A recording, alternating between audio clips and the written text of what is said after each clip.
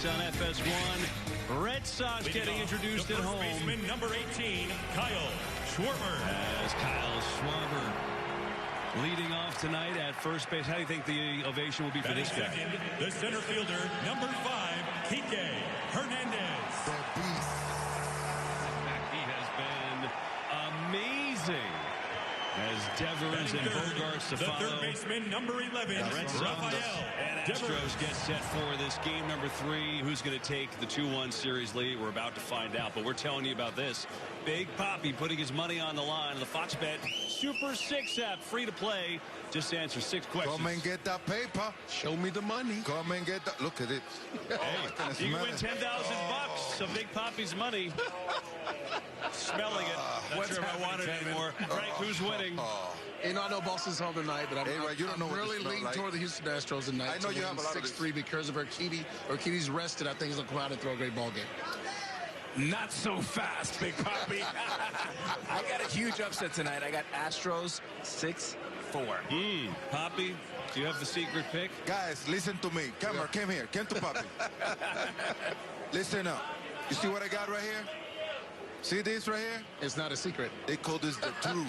Don't listen to these 2 guys right here. It's not a secret, Papi. I think I know what's in it. Why don't we just get into the guys calling the game? Joe and John, take it away. Kevin, thank you. Welcome to the 2021 American League Championship Series presented by Loan Depot. And welcome to Fenway Park. And it's game number 3 with the series tied at a game apiece on a cool night here in Boston. And now welcome inside the broadcast booth, everybody. I'm Joe Buck. This is a Hall of Famer. His name is John Smoltz. It's been a fun series so far. And, John, you and I came on the air before game 1. And we were talking about the offense, really, for both teams. But since game 2 of the division series, this Red Sox offense has been absolutely red hot. They have been, and J.D. Martinez is a big part of that. He didn't play in game 1. They got shut out. Well, since then, they've been pretty good. And this offense has caused a nightmare for managers. When you talk about who they're going to try to get out, good luck. Usually there's some soft spots in the lineup. There are no soft spots. You see the numbers. These are epic numbers that if they continue, you can make the argument the Red Sox are going to win the World Series. But here's what I would say. They are set up way better in the starting rotation, and that was a weak spot for the Red Sox. Now they're strong. They should have a starter every game in this series. And the reason for that is Lance McCullers Jr. is the best starter the Houston Astros have, but he strained his forearm in that last start, game 4 of the division series in Chicago. This was supposed to be his game, so he's not available. A lot of pressure on Urquidy tonight. The guys just talked about him, and there's, because of that, more pressure on the offense for Houston. There really is, and this offense is really good because they took care of the White Sox, and they came in rolling. But the one thing, I know it's only been 2 games, but the first, second, and third hitter for the Houston Astros, to take pressure off of Dusty Baker in that bullpen, they're going to have to get rolling, and they can carry a ball club. Urquidy's the best chance to give them depth and maybe 5 and 6 innings. After that, there are a lot of unknowns. There's no given starter for the next 3 or 4 games when you think about what the Astros have, so this offense could carry them. All right, if you haven't paid attention to the Boston Red Sox this postseason, you don't know that they celebrate home runs by riding in a laundry cart. They took 3 trips in game 2 in Houston. How many are they going to take tonight? Welcome to the 2021 American League Championship Series. I'm Joe Buck. I've been a Red Sox fan my whole life. Been doing my laundry here almost as long. But this season, there's something foul at Fenway. The Fluff and Fold is my happy place. The fluffing, the folding, pure zen. Kike Hernandez, how about another? Unreal. They're called laundry carts for a reason. The only socks meant to be in the cart are the ones on my feet. Taking his ride down the dugout. Get a home run, get a free ride. And a cart-driven fury. It's like an out-of-control spin cycle. These days, they're using them for everything but laundry. Man, I hope they have a new celebration next year. Indeed presents Closing the Interview. Heroics for the Astros. They won that game. at home, 5-4. But then game 2, it was early heroics by the visiting team. A pair of grand slams in innings 1 and 2. And a 9-5 win to even this series. As we are now ready for action on a 54-degree night in Boston, Massachusetts.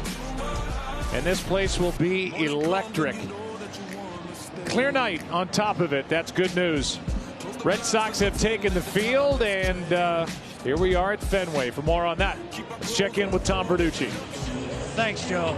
There's a new player in this ALCS drama. 109-year-old Fenway Park. It's the oldest ballpark and the one that most influences how a game is played. The Red Sox know this well. No team at home had more runs, doubles, and hits.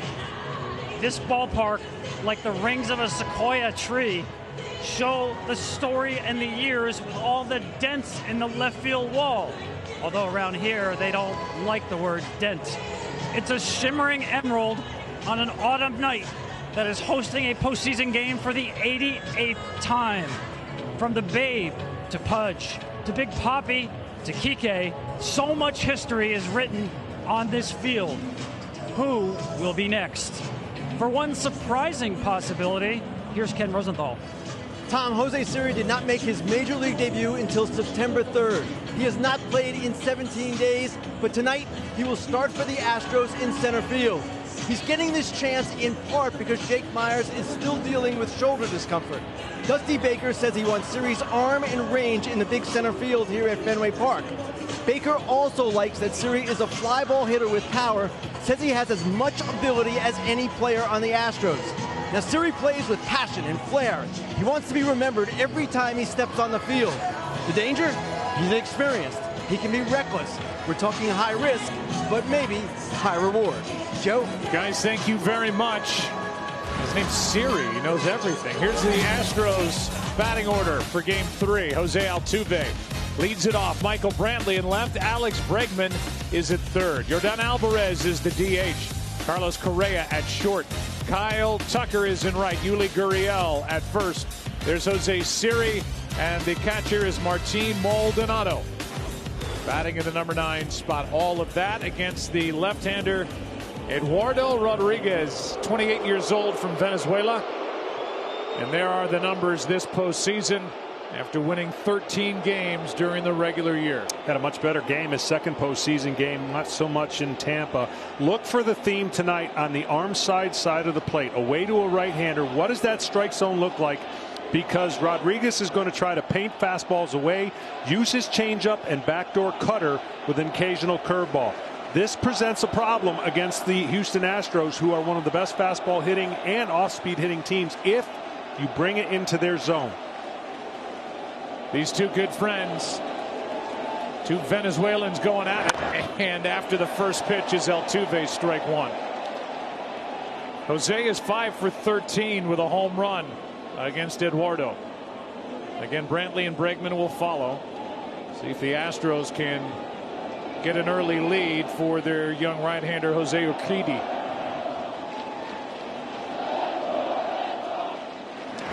Strike two. For coverage of this game in Spanish, please tune to Fox Deportes, which is celebrating its 25th anniversary. Well, already a change of a routine and pattern. Watched a lot of video of this previous matchup, and you mentioned the Houston Astros have good numbers off of Rodriguez. He stayed primarily away on almost every guy, and the first two pitches now to Altuve has been inside. And that one is hooked foul to keep it 0-2.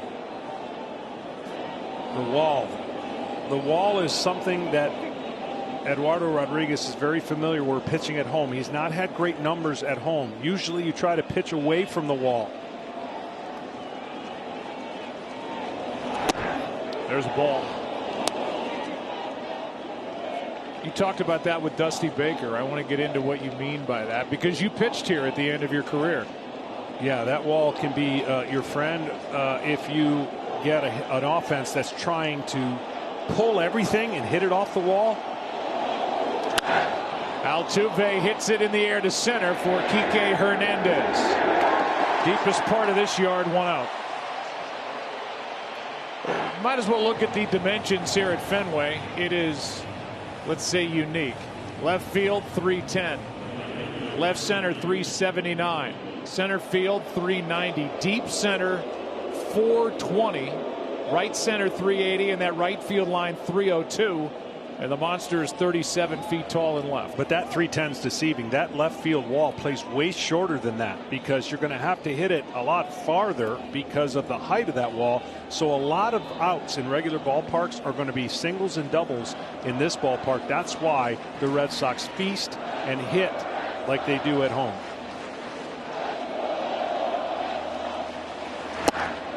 In at the knees at 95 to Michael Brantley, strike one. So when you're a visitor, you come in and right away you go, okay, I want to make left-handers pull the ball center to right center, a lot more room to get outs with. And if you pitch right-handers away, same thing. Anyone who goes up there trying to pull, if you pitch away, you're going to have success. If you make a mistake, that's where this unbelievable stadium comes back to haunt you as a pitcher.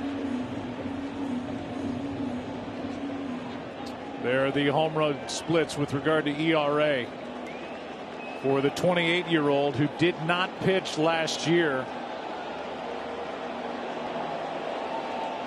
19-game winner in 2019. 0-2. No, it's outside. Just outside for ball one. And that's why the strike zone for Eduardo Rodriguez is huge. He wants to paint the corners and expand the zone if he can. He pitches up really well. He'll get the top of the strike zone and then use that change of speed changeup to his advantage. But these Astros know the strike zone very well. Leans back from ball two. Just another note about last year for Rodriguez. He was diagnosed with COVID. It led to myocarditis, a heart ailment, and it was scary. Most of last season for Rodriguez, he was bedridden. 2-2 pitch is outside, a full count. And he's talked about how he's just happy to be here, let alone pitching in the ALCS after what he went through health-wise last year. And it took him half the season to get right after missing all of last season. ERA of over 5.5 in the first half of the season, 3.86 the second. Struck him out, 2 gone. Well, a rarity for Brantley and a good sign for Rodriguez. Feeding off his last start, I think he gained some confidence. He didn't have his best stuff against the Rays, and you saw the numbers that at home, the higher ERA, but he's a much more confident pitcher when he can throw strikes with his fastball.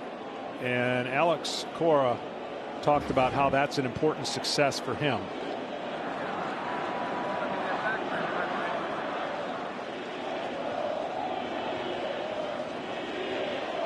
Bregman takes a strike.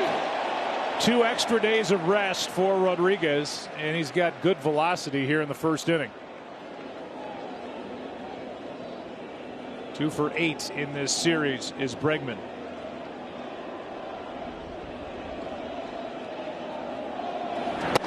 Strike 2.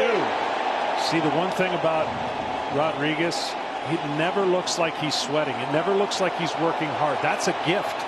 That gift of the ball coming out without maximum effort is something that he's been working on to refine. And he looks in rhythm in the first inning.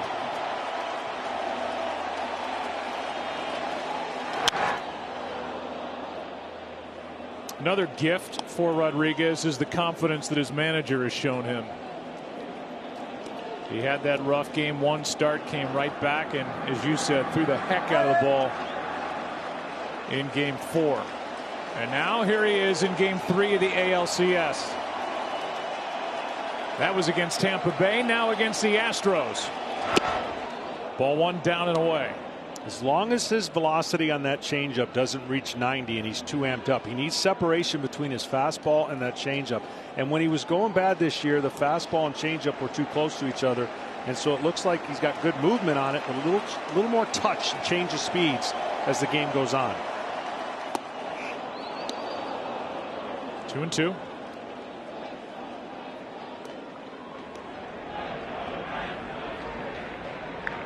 Bregman's had a lot of success against Rodriguez in his career. He waits for a 2-2 and hits it to third. Devers gets up, got it. Pitching and some leather in the top of the first for Boston. Rafael Devers to his left after a half no score in Game 3. I heard you crying loud all the way across. Schwarber walking to the plate. He leads it off, followed by Kike Hernandez. Rafael Devers hits third, plays third. Xander Bogaerts cleans up. Alex Verdugo out in left. JD Martinez, the DH. Hunter Renfroe in right. Christian Vasquez does the catching, and Christian Arroyo bats ninth at second.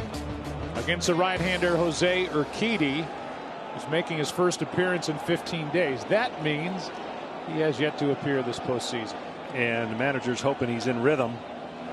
Holds inside. Because that lack of time on the mound can affect a pitcher being a little too amped up with his fastball. This guy can throw a fastball by you. He's got a hitch and just a funky delivery that the hitters don't see. And a matter of fact, the league swings a lot. Fly ball into right. Over to his left is Tucker. One away. And what that means is his fastball has something on it, a little extra hop. He's short arm delivery, so it looks good to the hitter, but a lot of them swing and miss. And that's the kind of gift that he has. He accompanies that with a good breaking ball, an outstanding changeup. And we have a lot of strength against strength today, and that's going to be the execution of who gets the best of who, because this offense is unbelievable. The offense is unbelievable, and this guy has been Mr. Unbelievable, hitting .500 this postseason.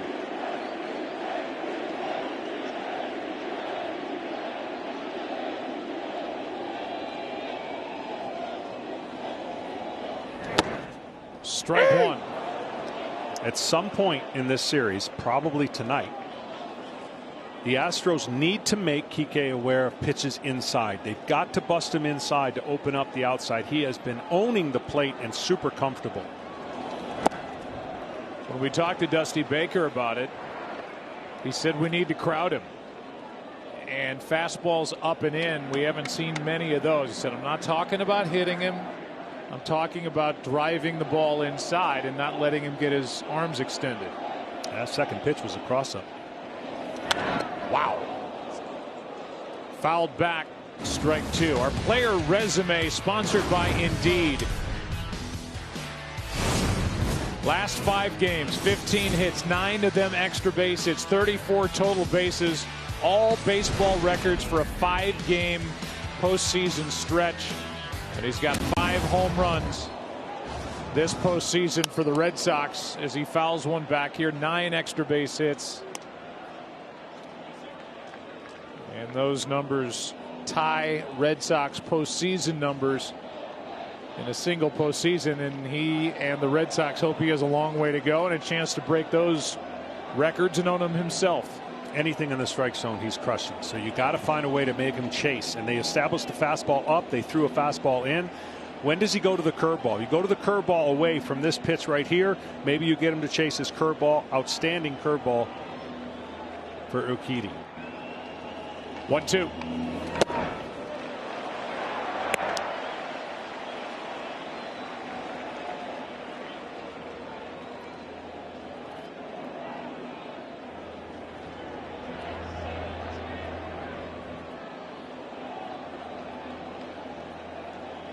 Two from Urquidy. That's outside. Full count.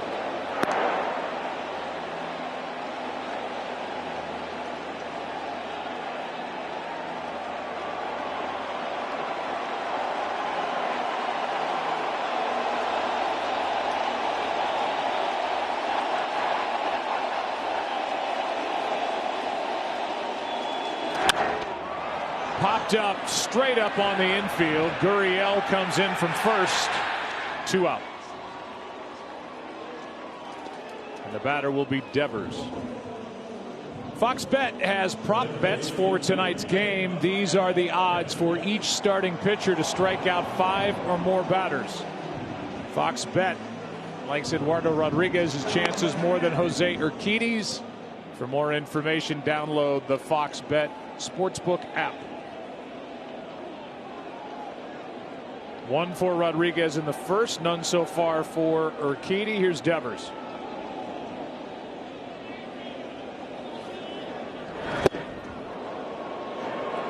Well, we've seen the cat and mouse game out of Devers, and that cat and mouse game is every once in a while you see those swings and it looks like, okay, he's done in that at bat, and then he comes right back and gets the pitch he wants and drives it. Tremendous power to center field, but he's going to see a lot of fastballs, I would think, tonight against Urquidy.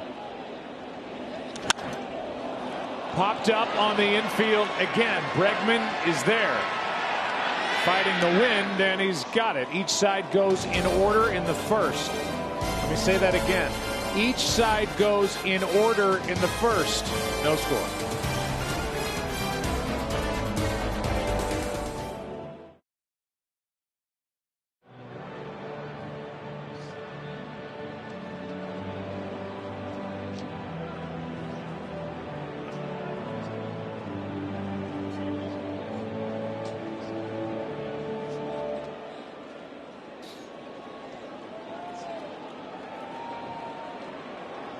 Over the first two games, neither side went in order in the first. Both did here tonight.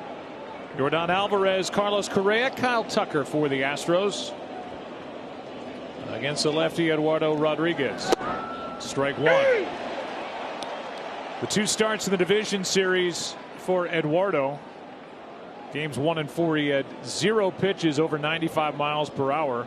First inning tonight, 6 over 95. So he's charged up tonight with a little bit of extra rest. And that's what he wants to do, is get on the corners and stay out of the middle. And the one thing that he's been able to do that for the most part the last couple games, and then that changeup, of course, becomes more effective. Changeups against Alvarez, against left-handers, has been his Achilles.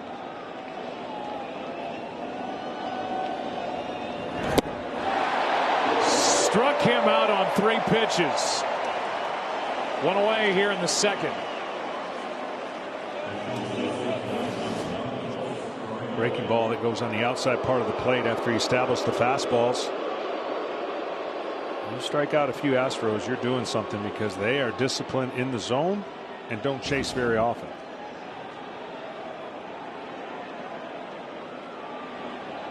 Correa now, who is 4 for 8 in this LCS. Right down the chute. Strike one. It's a lot easier to pitch when you get 0-2, which he's done the first 4 hitters now, trying to make it 5 in a row.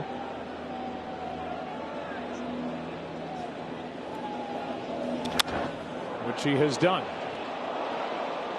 And that's that rhythm I'm talking about, where all the pitchers on his staff have always raved at what he has and the capability he has. Putting it together is a lot harder to live up to everyone else's expectation unless you can convince yourself that you're the guy.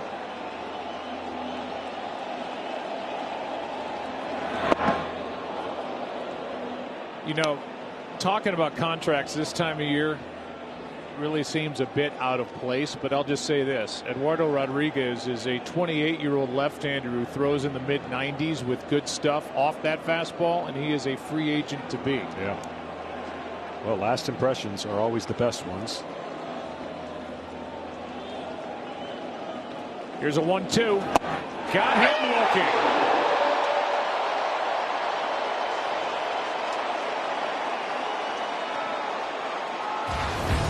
Five faced, 3 strikeouts. The defense is bored. Verdugo in left, Kike in center, Renfroe in right. Devers, Bogarts, Arroyo, and Schwarber around the infield. Vasquez guiding Rodriguez through the night. Here's that last pitch to Correa. There's that backdoor cutter. It did catch a lot of the plate, but it started off the plate, and Correa gave up on it.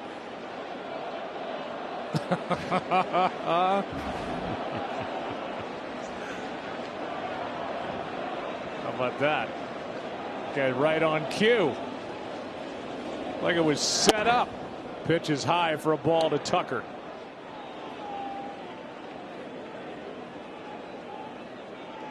Kyle, 2 hits, 1 RBI in this LCS, 2 homers this postseason.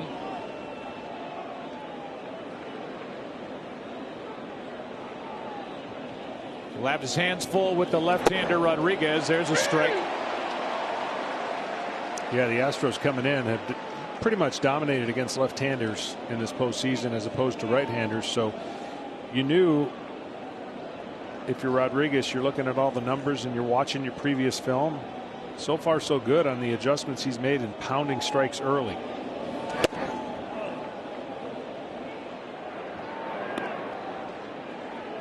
Starters for the Red Sox through 7 games this postseason had thrown only 26 innings. It's under 4 innings per start.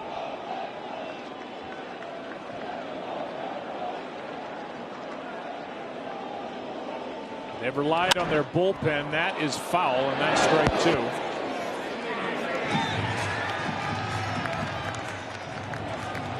But Rodriguez looks like he's got a little something here tonight. 2 out, nobody on. Crowd gets into it with a count of 2-2. Trying to strike out the side.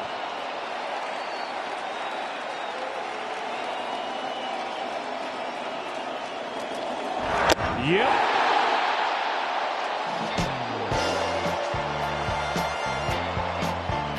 First, Alvarez. Followed by Correa. And then Tucker. No score after 1.5.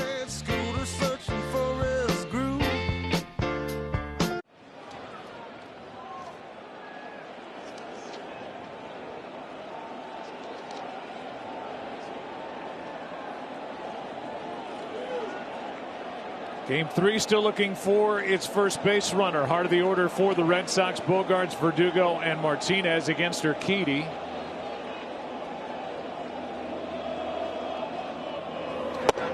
Strike 1. Yeah, Bogaerts takes a lot of first pitches, and eventually at some point he'll make that change when he thinks it's a kind of pitcher's going to lay one in there. He'll swing at that first pitch, but he doesn't have a lot of them. Good pitch by Urquidy, strike 2. You can't make a mistake inside to him, and you can't make a mistake up. And Urquidy's had real good success with that pitch, and he's thrown multiple. I mean, curveball after curveball in their previous matchups. And Bogaerts, to his did not make an adjustment on those pitches. Got him on the outside corner, 1 away. Let's send it down to Ken Rosenthal. Well, Joe, the thing that distinguishes Urquidy from the Astros' first 2 starters, Framber Valdez and Luis Garcia, is that he has pitched in a postseason with fans. Valdez and Garcia had not. Remember, last year, the postseason was played in empty parks, at least the American League playoffs. And somewhat the Astros wonder if the increased pressure is part of the reason those 2 have not performed as well. Urquidy, of course, dealt with that pressure in 19. 5 scoreless innings in Game 4 of the World Series at Nationals Park. 1 run in 10 innings in the postseason overall. Kenny, thank you, as he deals a strike to Alex Verdugo. And coming in 25 2/3 innings pitched in his postseason history over the 8 games and an ERA of 2.81. So it's not really a tiny sample size for Urquidy, and he's adding to all that as he runs the count to 0-2 on Verdugo. Well, for not pitching in 15 days, he has tremendous feel on his secondary pitches. You see the curveball he can throw for a strike at any time, followed it up with a changeup. He is absolutely on his game as if he's made a start every 5 days. Encouraging sign. He's down. Ball 1 outside to Verdugo, who has 11 hits over his first 7 postseason games. 3 of them in this series in 7 at-bats. Right now, the story, the 2 starters. Here comes the 1-2 off the end of the bat. So nothing but slow stuff against Verdugo, and it's what you want to slow the hitter down, and then you ride a fastball up when you think you've done enough slowing down to get that fastball to look 3 miles an hour faster. Change up, curveballs, change ups. See when he goes to the fastball.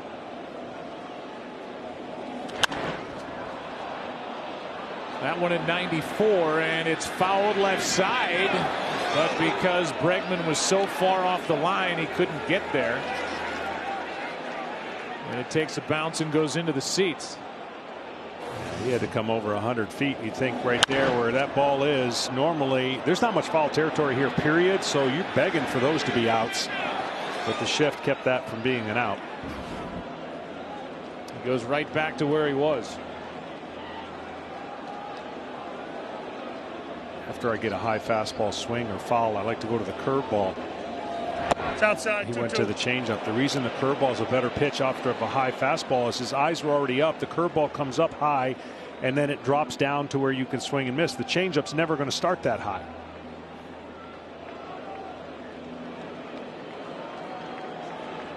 Here's a 2-2.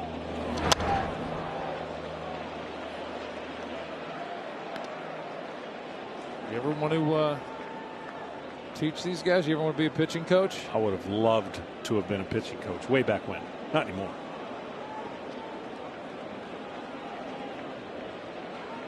I know what's slowing you down there. 2 balls, 2 strikes. It's not this sport. The next with 1 out, Verdugo, another foul ball.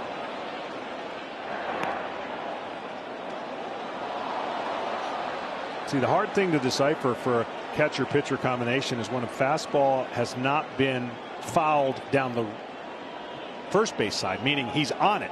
He's fighting off the fastballs to the left side. Ball's down. Well, a good at bat by Verdugo as he's worked it full 3-2 with JD Martinez, the DH, on deck.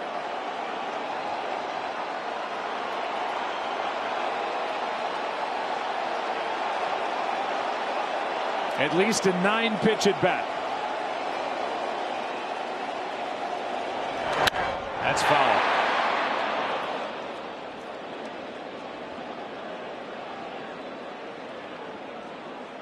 So the curveball was the pitch that got him ahead with a strike, but he hasn't seen it since. He's gone fastball changeup combinations ever since the curveball for a strike.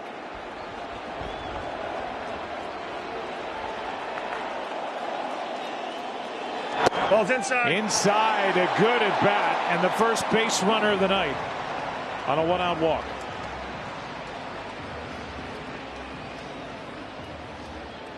See, those are the ones in the playoffs that hurt. When the pitcher has a hitter deep in the count with 2 strikes and can't put him away with any particular pitch, and the hitter fights off all those pitches and works a walk, that's huge.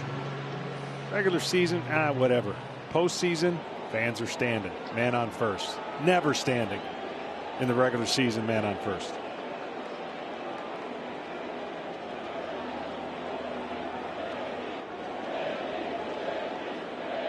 JD Martinez. Grand slam in game 2. Takes a ball. Say the ratio is more standing than sitting at Fenway. For the most part this postseason, they've been standing the entire night. Unreal.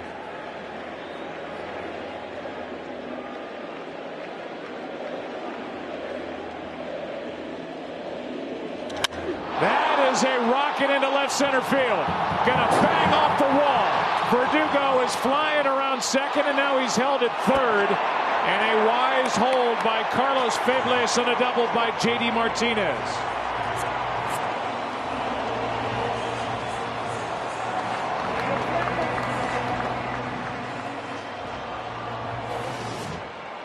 Well, a fastball that he gets and tries to get on the outside part of the plate, but it's central, right down the middle, right at belt high. That's what JD loves. And his great extension.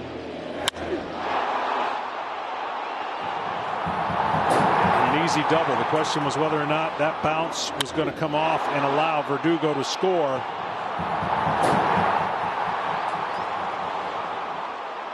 No missteps by Verdugo. But that was really well played by Jose Siri in center. It's outside. As he got it back in a blink. Dusty Baker telling us Siri's got a good arm. He's got speed. They took infield and outfield practice yesterday in the workout. They did it again today, and he told his guys, if you can't make the catch, get away from the wall. Don't get too close. Lay it on the bounce and get it back in, which Siri just did. Outside. That's outside. The count 2-0 on Hunter Renfroe. So many obligations for the center fielder, left fielder, shortstop, third baseman, and even the corner outfield. You never know where that ball's going to go, and you have a lot more duties than you would at any traditional ballpark.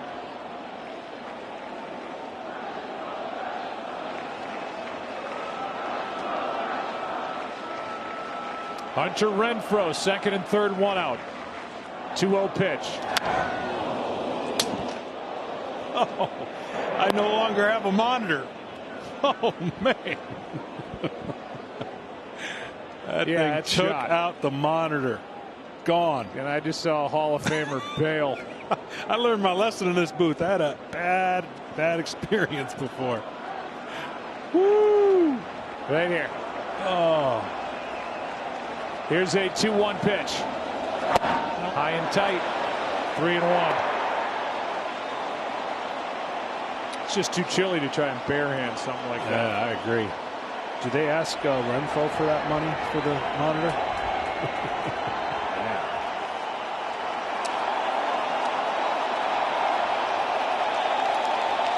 Three and one the count. Urquidy in his first jam. Full count on Renfroe. Tried to go in, got the top of the strike zone maybe. But with the base open and Vasquez on deck, you want to make your best secondary pitch, I would think, or a pitch you think you can get Renfroe to swing outside the strike zone. Here you're betting he's going to be more aggressive than the pitch, so you don't have to throw a strike based on a base being open. And a 3-2 count. Not close. Bases loaded.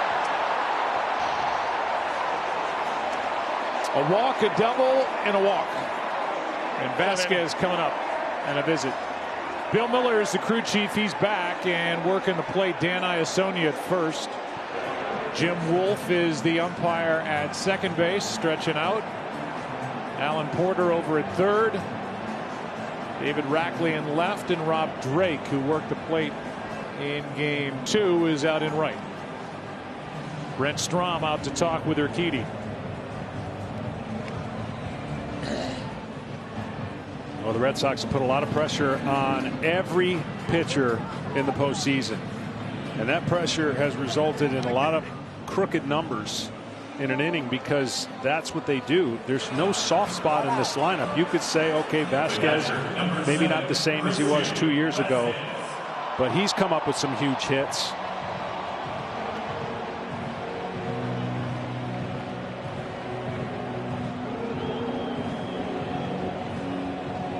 Got a walk-off home run this postseason.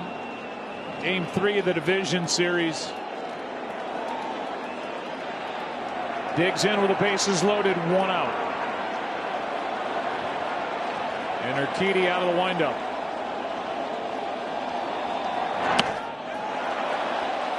Well, that curveball that he had a lot of good touch. He's sweeping it, really trying to get the whole plate coverage, but he's pulling it away where it's becoming non-competitive. And these are the kind of pitches that these hitters will recognize too soon and not be able to be tempted to swing. That is out of play. 1 ball, 1 strike.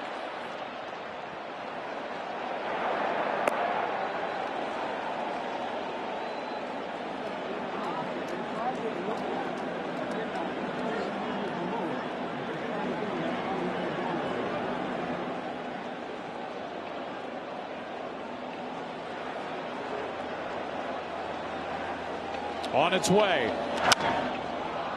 Strike 2. Red Sox hit 2 grand slams in game 2. They hit just 3 grand slams during the regular season, the fewest by any playoff team in 2021. Here they have bases loaded. 1 out in the second in game 3.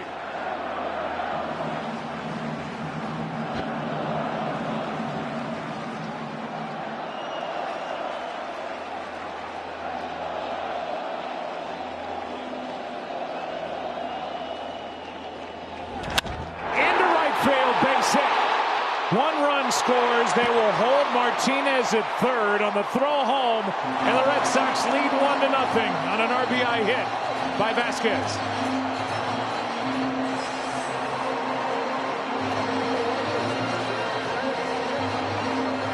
Once again, very lateral break. See how this is lateral break, and he's able to stay on it with the pitch being up, and he's able to get it off the end of the bat, and if nothing else, hit it to the harder part of turning 2, but he didn't even hit it on the ground, so he got the bonus of getting the ball in the air.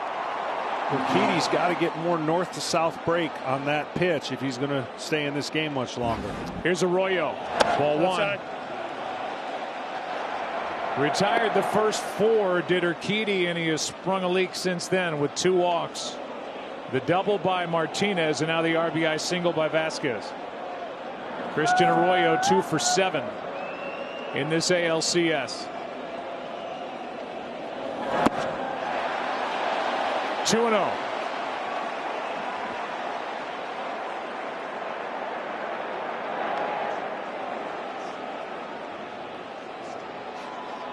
First 3 innings of this series, just a relentless attack by Boston.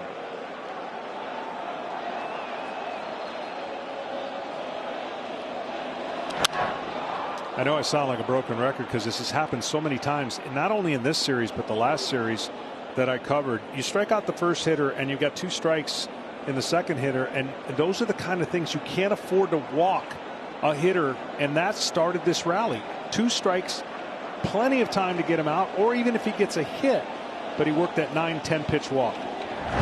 Good pitch there by Urquidy, needing an out desperately in the count. 2 balls, 2 strikes. Well, it's a lot like what happened in game 2 with Devers. Yeah. As Garcia had Devers 0-2. Devers worked him for a walk. And then later in the inning, J.D. Martinez hit the grand slam to right. That's the second time they've gotten crossed up in this inning now. And that one could have cost him dearly.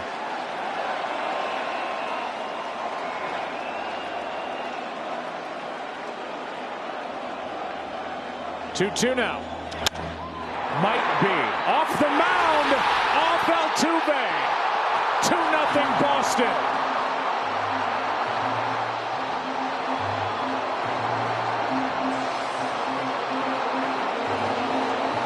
We'll see how they score it, but that went up the pitcher's mound, and Altuve then couldn't handle it. Now this took a real high bounce right there, and you know Altuve's not that big, so that bounce went way higher than he anticipated, and it caught him too high up to where he couldn't get the glove on it. This ball, tremendous down. Yeah, it's that first hop. I thought it hit off the mound, but that first bounce was odd, and they're still waiting to score it. Either way, it's 2-0, and now back to the top of the order in Schwarber. Well, nonetheless, contact right there got the run in. What could have been a double play, Arroyo's pretty good at getting down the line.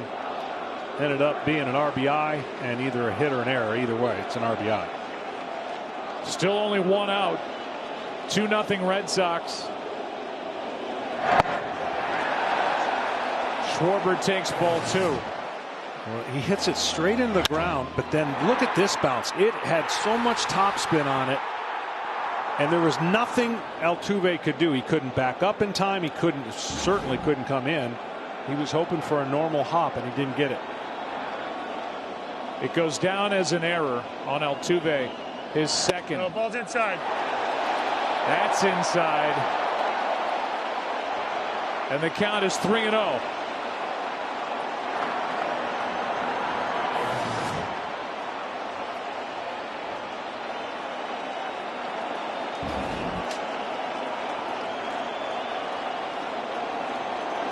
Schwarber hits it a ton into right at the wall.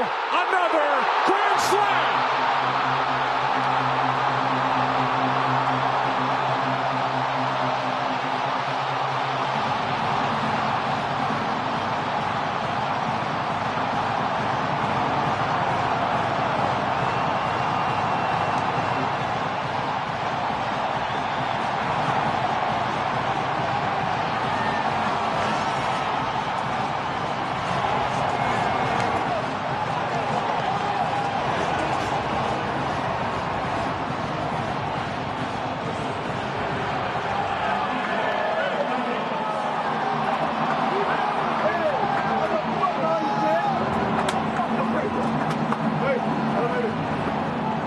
amazing.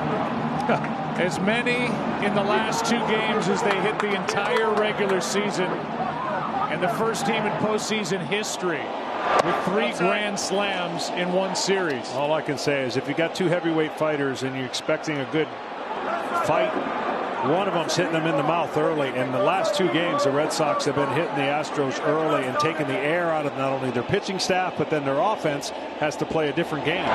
No, ball's down. And right now, Dusty Baker's really got to get. I know it's not fun giving up 6 runs, but he needs Urquidy to give him innings, because 3 games in a row with a staff already that's going to be used a ton. He needs them to suck up some innings right here. 6-0, the Red Sox on top. And now Urquidy can't throw a strike. The ALCS, the Red Sox have outscored the Astros 14-1 over the first 2 innings. I mean, it's just rare. It's rare to give up grand slams, and we've seen 3 of them. There's a strike. 3-1. And I gotta believe it's rare on a 3-0 count. I mean, you knew it was coming, a fastball, but how many guys pop that up? You got to be very disciplined. Get it and smoke it. How about that? Down the line. Off the bat of Kike Hernandez, and he will round but hold as it's played well and left by Brantley. Another hit for Hernandez, who is still hitting .500 this postseason, but back to the grand slam. Yeah, 3-0 down the central, and he knew it. Hit it to the deepest part of this ballpark, but when it comes down the left field and right field line, 380 down the right field line. This thing went at least 420. Who knows? Might be a moonshot. Got a chance. Got to be over 425, right? 425.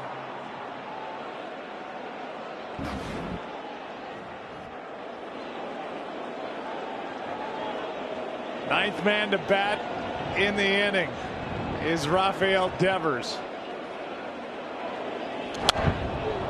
Strike 1. And the home plate umpire, Bill Miller, needs some more baseballs. They tend to go through them pretty fast around here with the Red Sox, the way they're hitting. What a moment for Schwarber, who has had some October moments.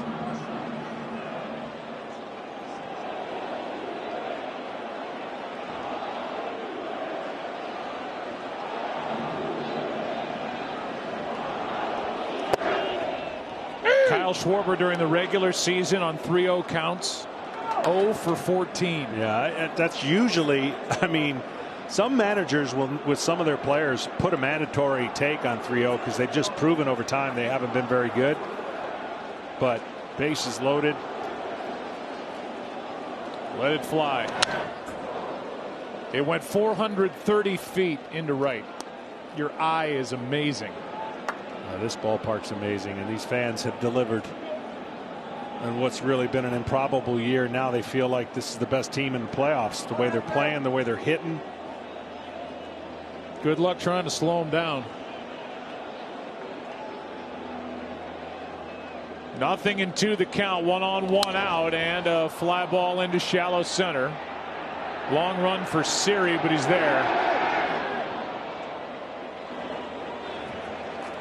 And that is the first out since the first batter of the inning, who is walking to the plate now, Xander Bogaerts. He struck out.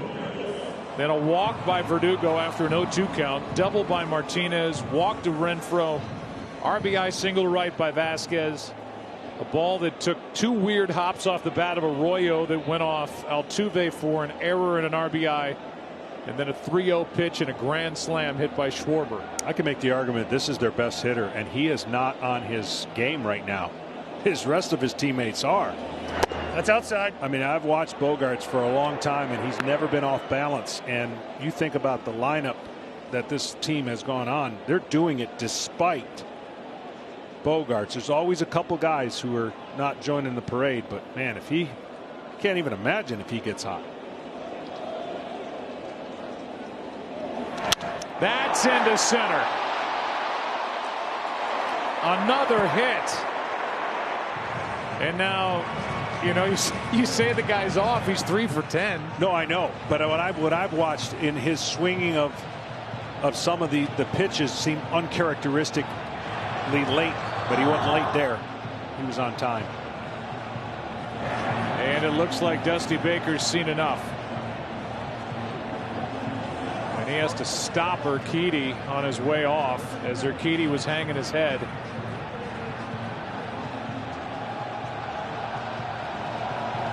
And Baker has to go to his bullpen in the second. We talked about the laundry cart. They've already taken a ride tonight. Schwarber on a 3-0 count. A grand slam. And then he took a ride after making it 6-0 Boston in the second.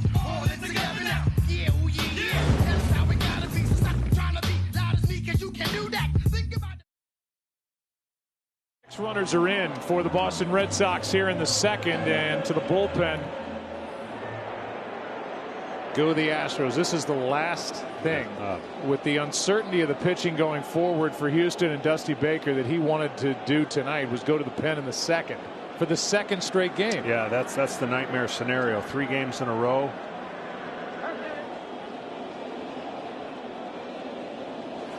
Ball's inside. Ball 1 down and in to Alex Verdugo, who started this rally with 1 out, nobody on. Had an 0-2 count and really battled. Yeah. You have to give him a lot of credit. Battled, got the walk. And then the merry-go-round started turning. Ball's inside. He battled, but again, it's you're always going to throw the pitch you think is the right pitch. But when you get 0-2 and you try to set up the hitter after you get to 0-2, got to put him away, and they didn't put him away. To his credit, Verdugo got that walk, and man, has it turned since then. Here comes a 2-0 pitch with 2 on, 2 out. Jam shot foul. Kyle Schwarber becomes the second leadoff hitter with a grand slam in LCS play. The other, Johnny Damon. 2004 ALCS Game 7 at Yankee Stadium. Remember it like it was yesterday. Also in the second inning to give the Red Sox a 6-0 lead. Oh. 2-2. 2-2 the count, as you can hear Bill Miller say behind home plate, the umpire. Well, they're imposing their will, and that's the thing that when you go up against a team that you know is hot, the starting pitcher has to find a way to cool him off. And the last 2 games, it has only gotten worse. 2 on, 2 out. 2-2 the count. That skips in, and the runners will advance to second and third. The hardest part about pitching in the postseason, Joe, is you try to pitch to not give up runs. But then what ends up happening is you pitch your way into a big inning instead of, even if it's a 3-1 pitch and you give up a solo home run, that's not that big a deal. Yeah, it's a run, but you got to take the outs when the outs are there to give, that are given to you, and they haven't done that the last couple games, have the Astros, and they've opened up this huge inning back-to-back now for the Red Sox. 3 balls, 2 strikes on Verdugo. Yimi Garcia brings it, and a fly ball into center should end the second. But what an inning it was for the home team. They get 6, and it was capped on a grand slam by their new first baseman, Kyle Schwarber. 6-0 after 2 in Game 3.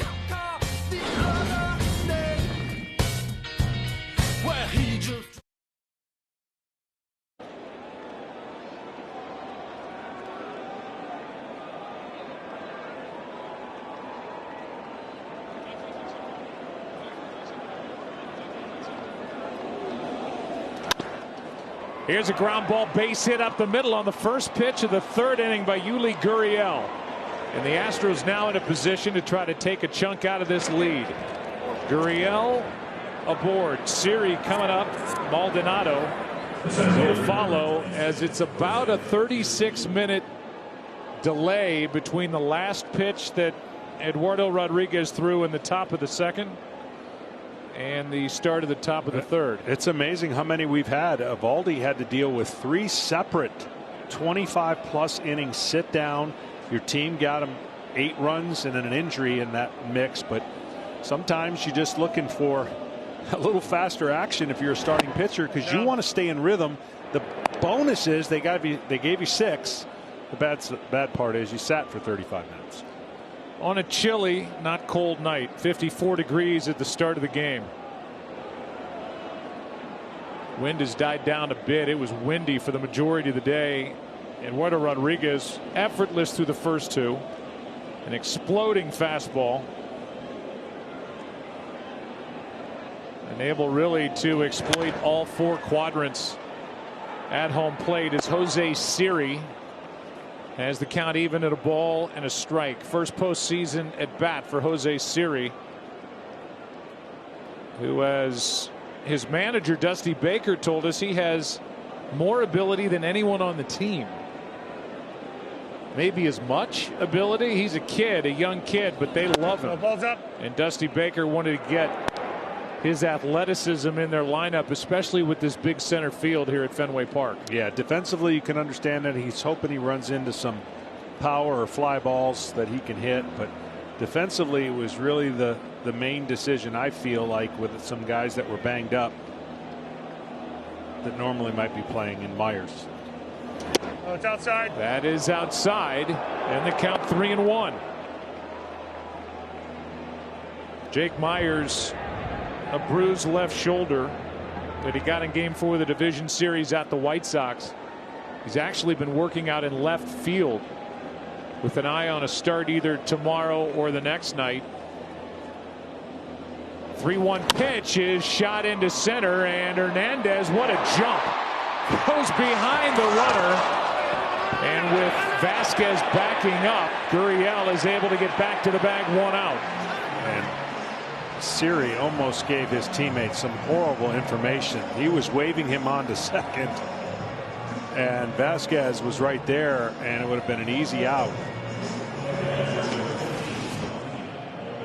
You watch when he gets back. Watch the end of this play. If we get in this, if he's in the picture, when he gets up right there, he's telling him to go, and he doesn't see behind him, which that would have been a horrible mistake.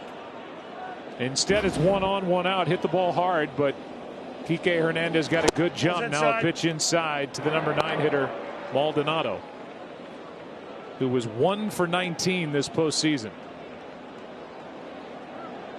Yeah, he's got to get it going. I know they love the way he handles. At some point, though, in a big situation, Dusty's going to have to decide if he wants to pinch hit if this current trend continues, with Maldonado offensively not on his game.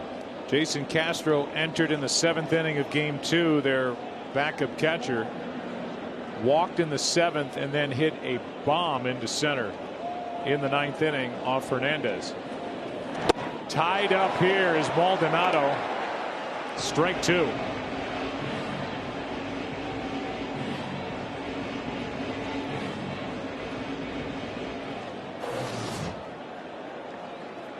Cutting action that just bears inside.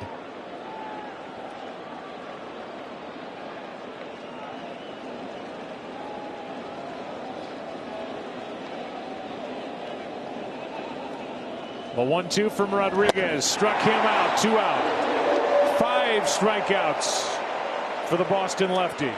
See, and that's why we talked in the beginning of the open is the bottom of this lineup. It's so top heavy, dependent upon how the Astros score runs, and it starts with Altuve. And I know it's only been 2 games, but you've seen what the Red Sox have done offensively to make their club look unbeatable. The Astros have that same capability, but they've got to unlock that starting now.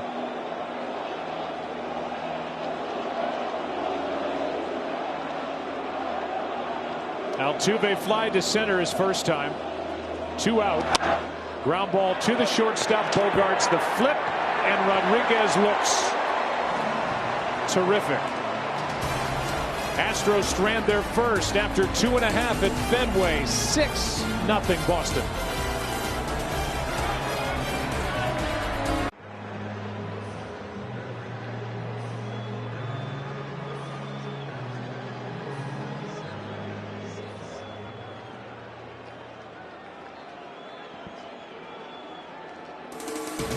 Welcome back to the 2021 American League Championship Series presented by Loan Depot. 110th year of Fenway Park. And the home crowd loving what they're seeing so far here tonight as J.D. Martinez is tied up by Yimi Garcia. Strike one to start the bottom of the third.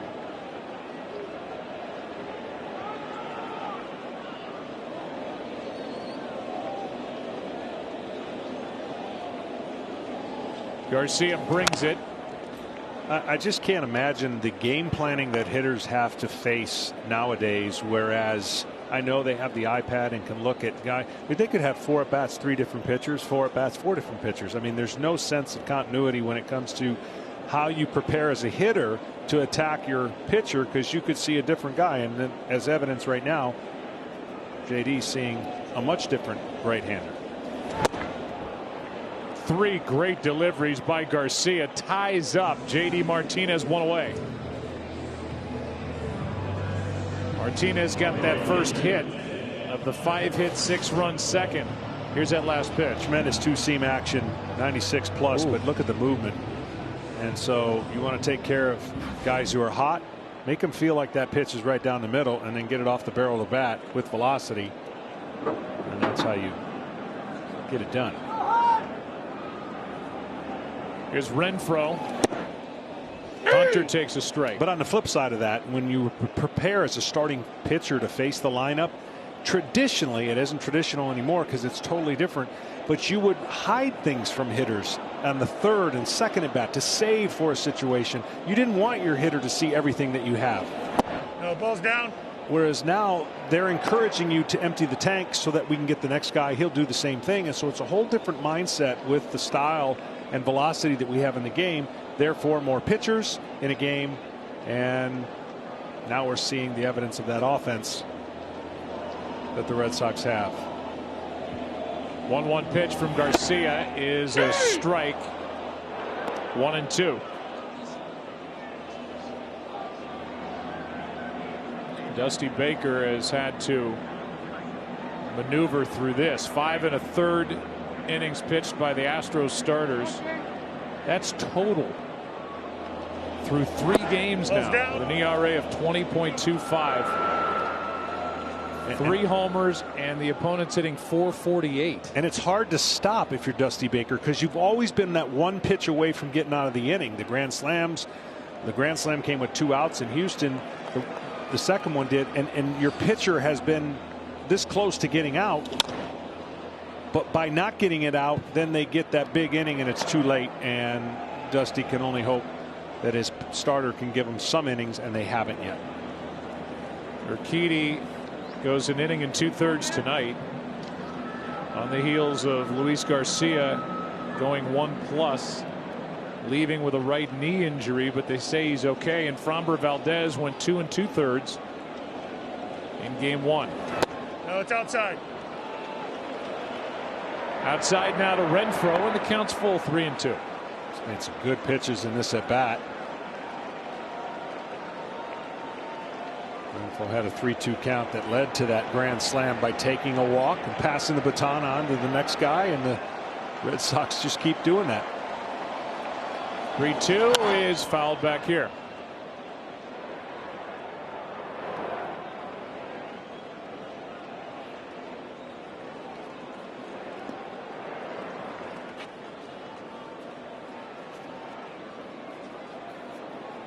Renfroe knocked out our monitor during his first at bat. We have a new monitor. I just don't feel like it's the same, though. The monitor. No. Yeah, I miss the old one. 3-2 pitch is outside, a 1-out walk. 2 walks now to Renfroe. Win on the road with T-Mobile, the leader in 5G coverage. Enter to win your very own RV and tickets to every MLB stadium next season by texting road trip to 595959 now.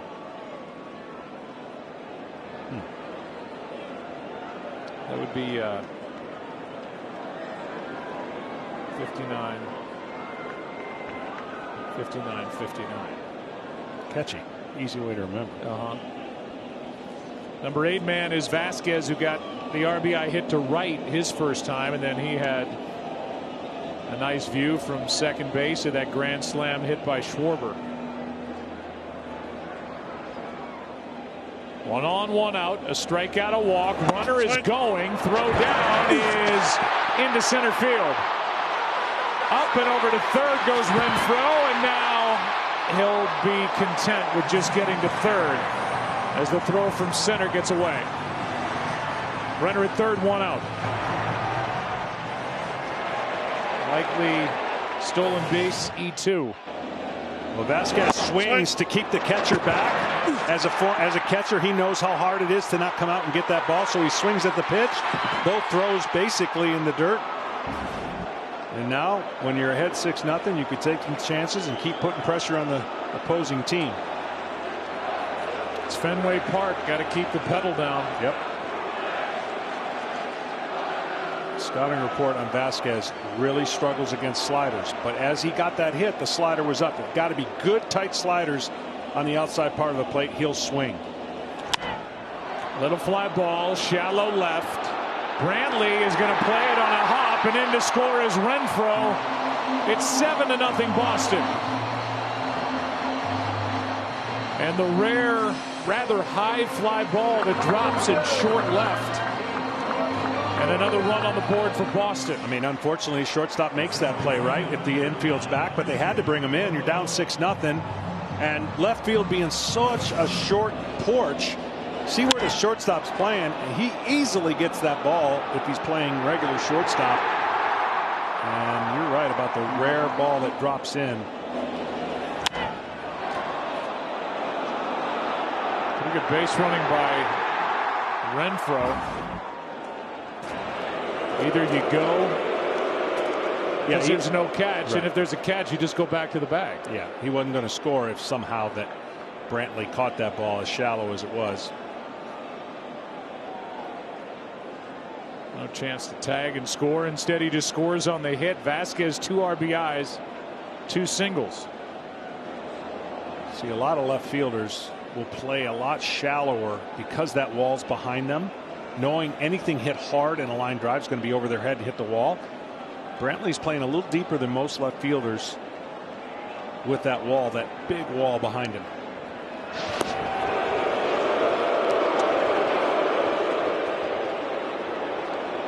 By the way, that's a throw over to first. We've already seen a stolen base in this inning. Do you know who led the Red Sox in stolen bases this year? Him.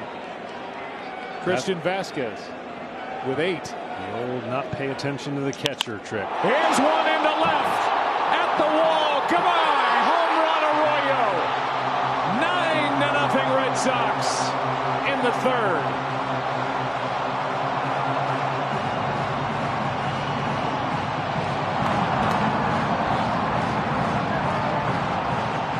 The hit parade continues for Boston.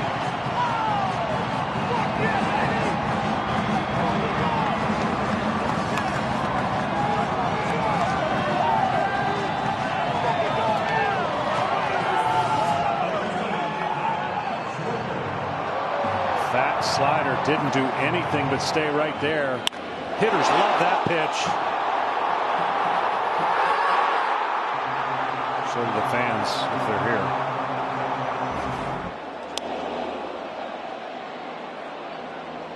Here's a foul by Schwarber.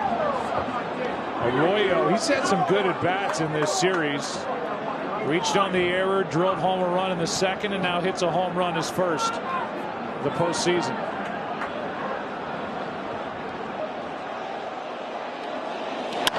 Schwarber grounds to first. Gurriel to the bag, 2 out. By the way, Talked about Schwarber swinging on a 3-0 count. That was his first hit on a 3-0 count when he hit the grand slam in the second. But he had walked 14 times. He was not 0 for 14 during the regular season. 0 for as far as getting hits. Correct. And Christian Arroyo, he's a little amped up. He's electrified down in that dugout. The first 3 innings this series, dominant. 20 runs, 19 hits, 5 home runs, while the Astros have scored 1 time. It's been driving me nuts who Christian Arroyo looks like. Who you got? John Lester. Yeah, I'll see that. Ball's down.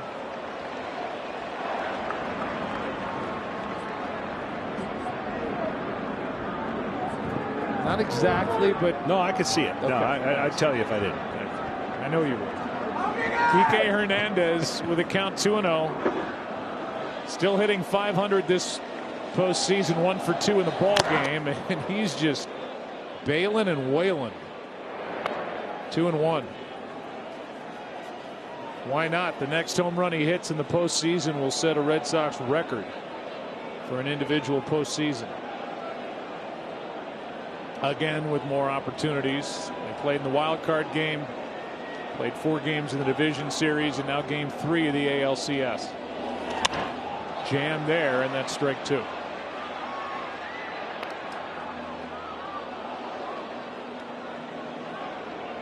He's tied with our own David Ortiz, who did it twice with 5 home runs back in 04 and 13, 2 championship seasons for the Red Sox, and Todd Walker in 03.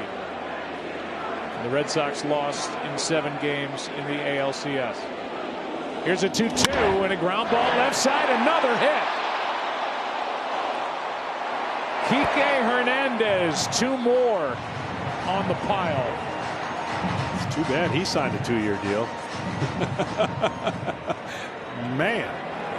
Chaim Bloom, the general manager, personnel man here with the Boston Red Sox, signing Kike Hernandez to a 2-year contract, $14 million total. And Hunter Renfroe to a 1-year, $3 million deal. And Renfroe hit 31 home runs and drove in 96.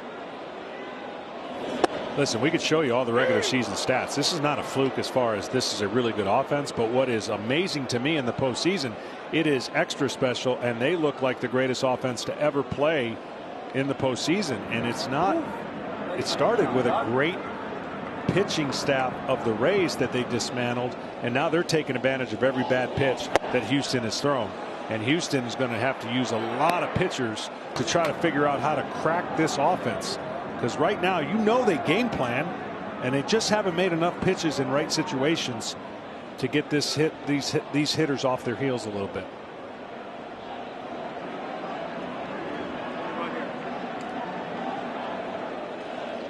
Seventh man to bat in this inning. Devers hits it a mile high into the air, and drifting back to get it is Tucker to end the inning. Another inning, another home run, more hits.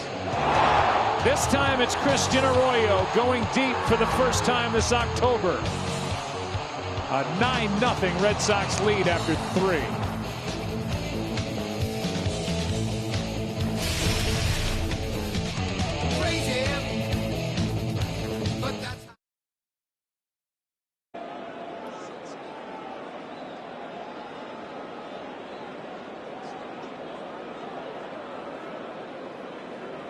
Home run by that young man, Christian Arroyo, as Eduardo Rodriguez fires a strike, and we're underway in the 4th inning. Michael Brantley, then Alex Bregman, then Yordan Alvarez. 9-0 Boston. I mean, this is a show here at Fenway Park. Meanwhile, Eduardo Rodriguez has allowed just 1 hit and struck out 5. Yeah, and somehow someone in that dugout has got to encourage each batter one at a time, make him work, get him out of the game. You got to do little things when you're down 9-0 and your whole system is shocked. You got to do little things to make yourself feel good, because you know there's a lot of this series left. Late swing and a foul by Brantley. Tom? Well, that laundry cart after Kyle Schwarber hit the home run had barely stopped rolling when Christian Vasquez, the catcher, went up to Eddie Rodriguez in the dugout imploring him, don't change a thing, pitch like it's 0-0. And that's good news for Eduardo Rodriguez, because, Joe, you called this early, the way he was attacking with the fastball. This year he had thrown more than 1,000 fastballs and he hit 95 only 9 times. He did it 6 times with his first 17 pitches tonight, and 7 of his 9 outs have been on fastballs. His changeup might be his best pitch. We've only seen it 4 times. Fastball heavy night for Eduardo Rodriguez against a very good fastball hitting team. Yeah, and he's got something to go to later if he lasts. It's a big if. The way this series has gone, that's high for ball 3, 3-2. And anyone who's ever been in this situation, you get reminded of that same thing. Hey, pretend it's 0-0. Well, once you've been in enough of these games, you can do it. But the reality is your brain sits there and goes, it's 9-0. But you try to trick yourself into believing every at-bat matters, and you try to play that 0-0 game as long as you can. That's a ground ball right through that defense in the shift and into right to start the 4th inning as Brantley is aboard. For every RBI during the ALCS, Lone Depot will be donating $1,000 to the Boys and Girls Clubs of America. That's on top of the over $500,000 they've already donated this year. That will be a hefty bill at the end of this ALCS, the way it's gone. Here's Bregman.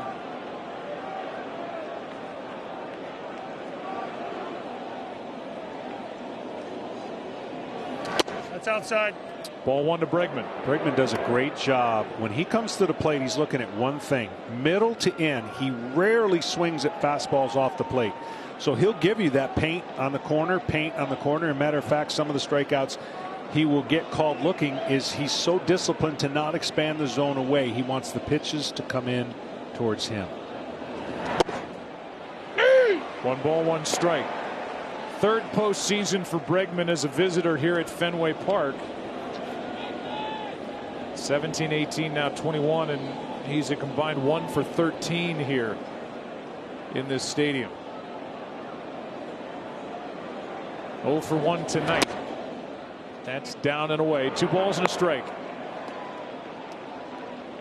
I think he would love it here if he played more often, you know, and got used to it. He's such a, I mean, his stadium plays well because they got the short left field porch. He's a great pull hitter with power. Ooh. 2-2.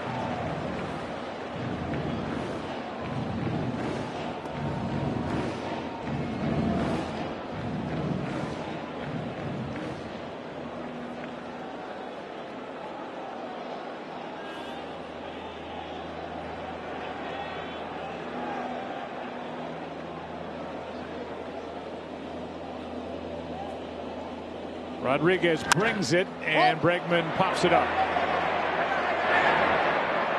Arroyo has it. 1 on, 1 out.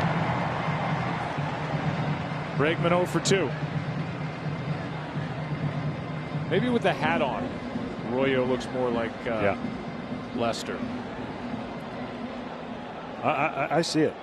Okay. I'm a believer. I'm a believer. Really, I thank you. And now out to visit is Christian Vasquez with Yordan Alvarez about to dig in.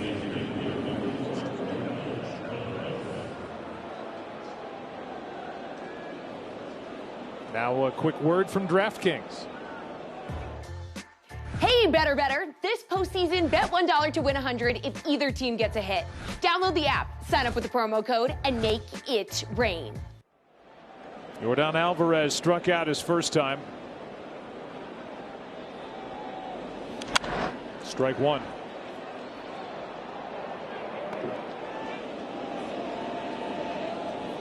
2 for 7 in this series, now 5 for 18 this postseason.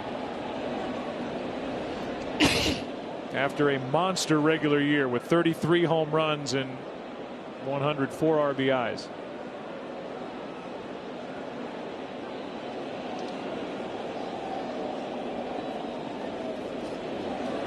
Ball's inside. Leans back from one inside, a ball and a strike. It's hard not to change your offensive approach when you're down 9-0. You know, for each individual to get aggressive and try to get theirs, you still have to have a disciplined approach, which the Astros have collectively as a team, and make that pitcher work as hard as possible.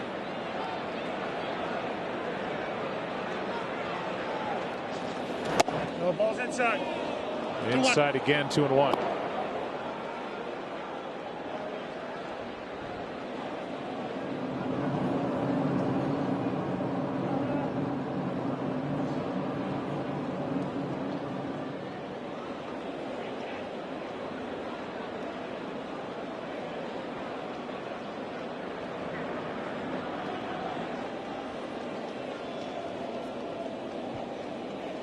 Two-one pitch now, and a dandy from Rodriguez. Down and away in a 2-2 count.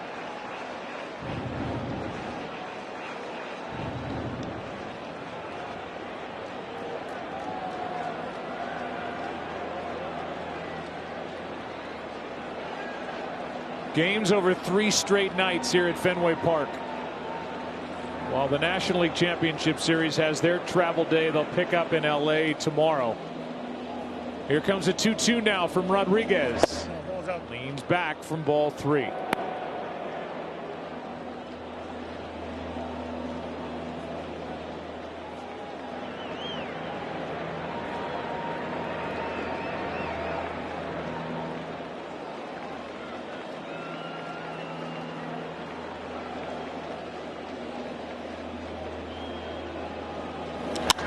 That's into left field, well hit. Back at the wall, it's off the green monster and now bounces to Verdugo, who holds Alvarez to a single, while Brantley goes first to third. Good at bat there by Alvarez. Laid off some great pitcher's pitches and got the count to 3-2 and used that wall. You know, just a fly ball to the wall is an easy hit here. I know it says 310, but I don't think you really have to hit it 310.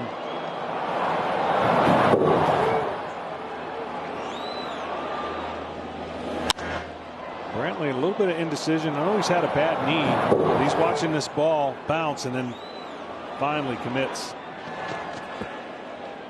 Brings in Correa. Struck out his first time. Been an RBI machine over the last 5 postseasons. Here he pops it up with first and third, 1 out. Bogarts goes a mile into shallow center, and it's first and third, 2 out.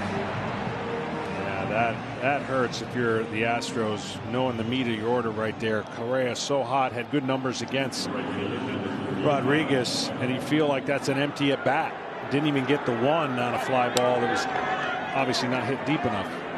From a guy who has 51 RBIs over the last 5 postseasons, most all time over a 5-year span,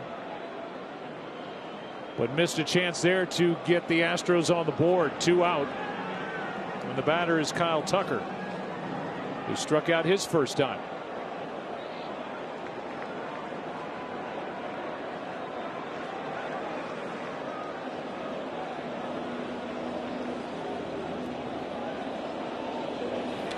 Strike 1.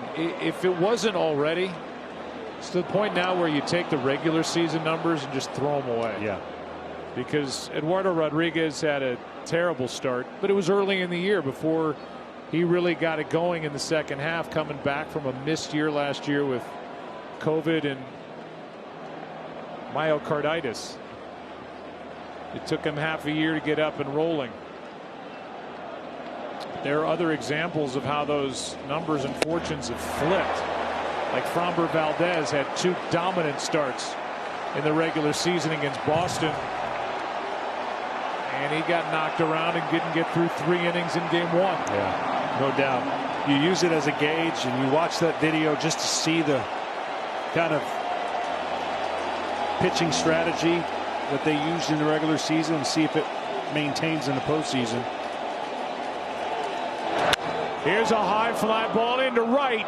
Back at the wall. It is out of here.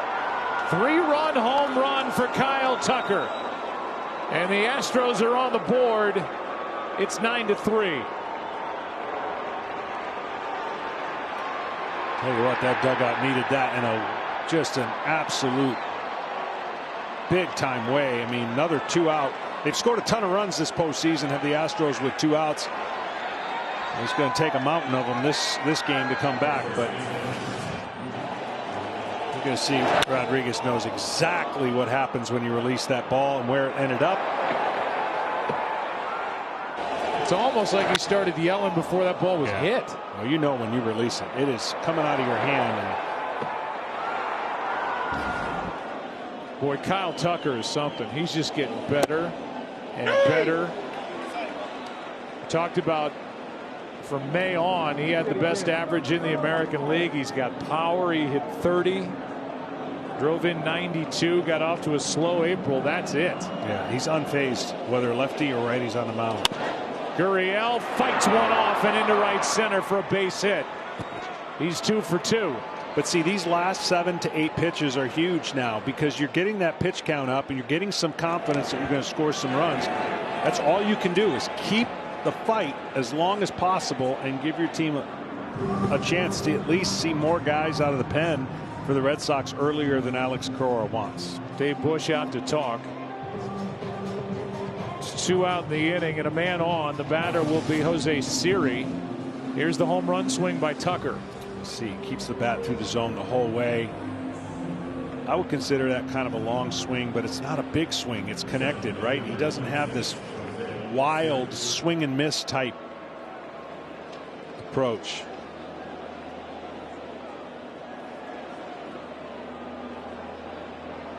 From the 1st of May on, the guy hit 320. Plays a good outfield. There's really just nothing he can't do. He can run. As Siri takes a ball low.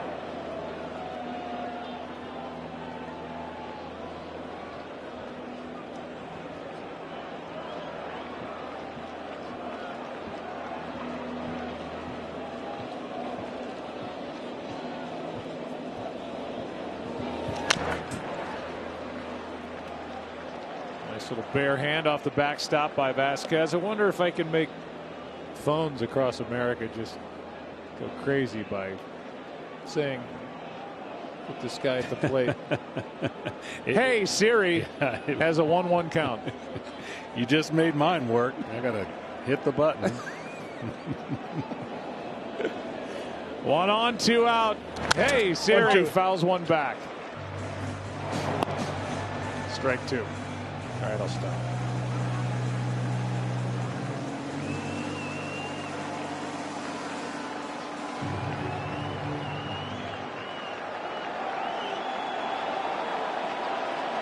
Crowd back in it. They've seen enough of the top of the 4th.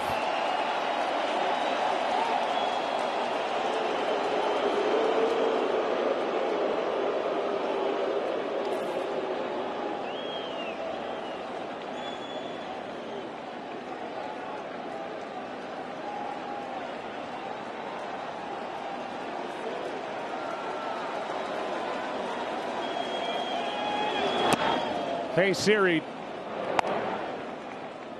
Want more postseason stats? Yeah, no, just ask Siri. Yeah. Who leads the postseason in RBIs? See, it's even working on TV now. All right, we're done. 2 balls, 2 strikes, 1 on, 2 out. Siri hit the ball hard his first time at line to center. Rodriguez deals and a little fly ball foul that hits the tarp. 6-run ball game in the 4th inning.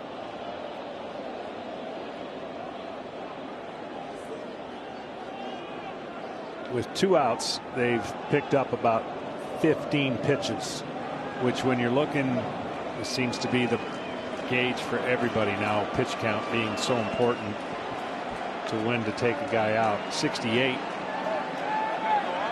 pitches now for Rodriguez.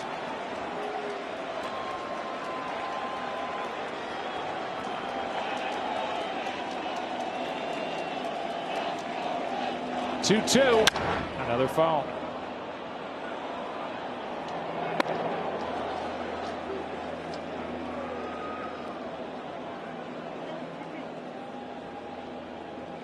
Game 2 was 9-3 in the 4th inning. Pitch count way up here in the 4th. 69 pitches on the night here in Game 3 for Eduardo Rodriguez. 2-2 delivery. Late swing, and thankful for that net.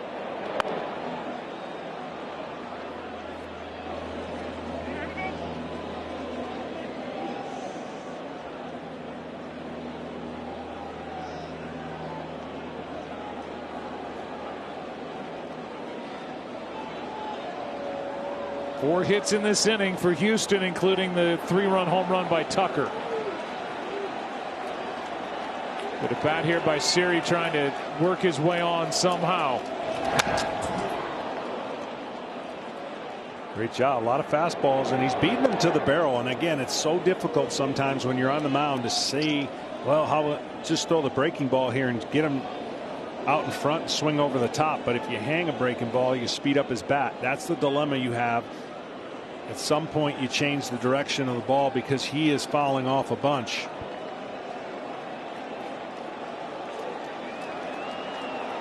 You can see why Dusty Baker and the Astros really like this young outfielder. Getting good swings. Takes ball 3.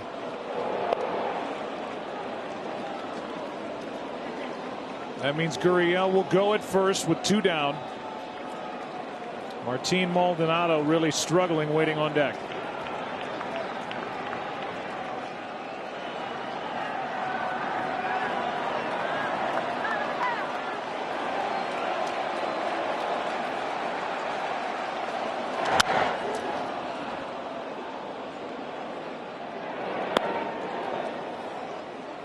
Last thing Alex Cora wanted to do was get his bullpen going. He hasn't gotten them going yet, but they're starting to stir a little bit, knowing the top of the lineup. You definitely don't want to get to the top of the lineup in this inning with 2 outs.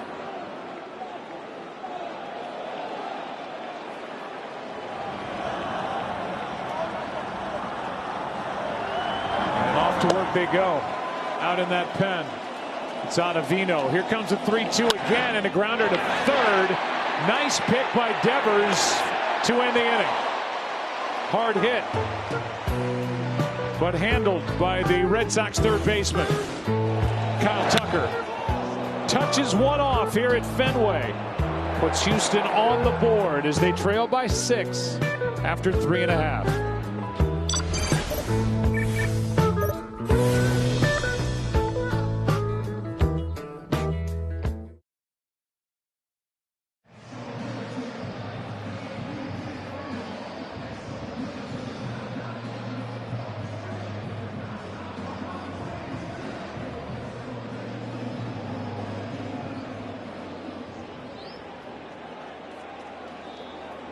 Kyle Tucker has put Houston on the board with that 3-run shot in the top of this 4th inning, and Blake Taylor takes over. Third pitcher of the night for Houston. Urquidy,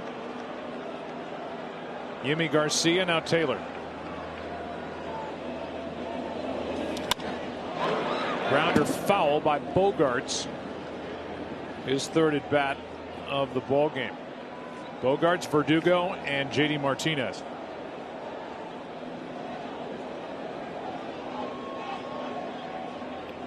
In case you're wondering, the biggest postseason comeback for a win, 8 runs.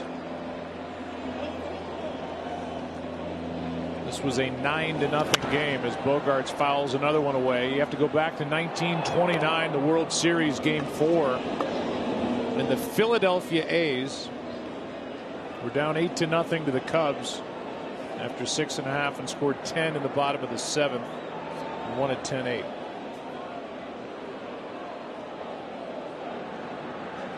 So if the Astros come back and win this, it's a new record. It's shattering records already. 0-2 to Bogarts is flied into center. And the center fielder, who has a name that'll make your phone react, has it.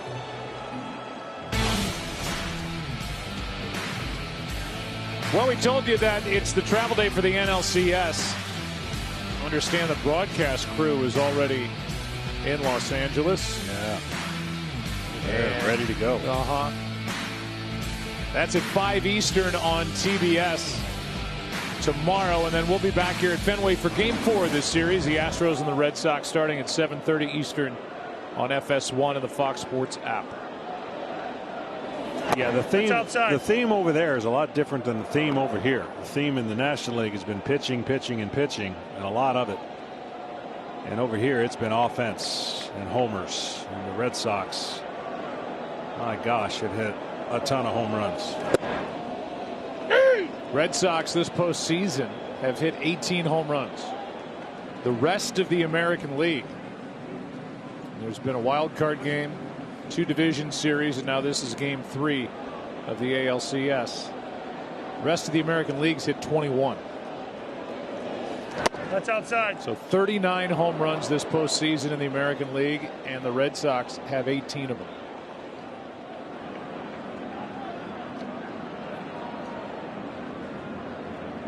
Batter is Verdugo, 0 for 1 with a walk and a run scored, and he's got a base hit.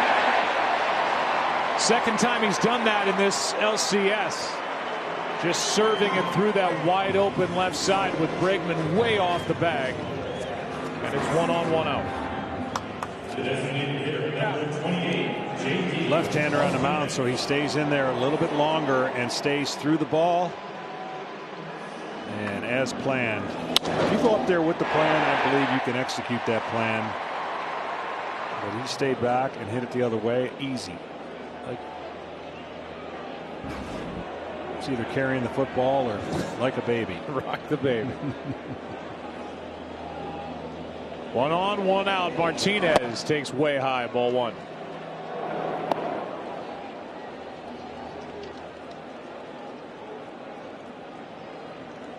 Talking to Alex Cora because I'm intrigued with JD Martinez. He's got one of the most unusual practice routines, and hitting, he'll do it all day if you let him. And they were concerned about how many swings, especially this time of the year, that he takes. He'll swing in the morning, the afternoon, and then of course at night. And the one thing, the blessing he said, was that the sprained ankle kind of slowed that down.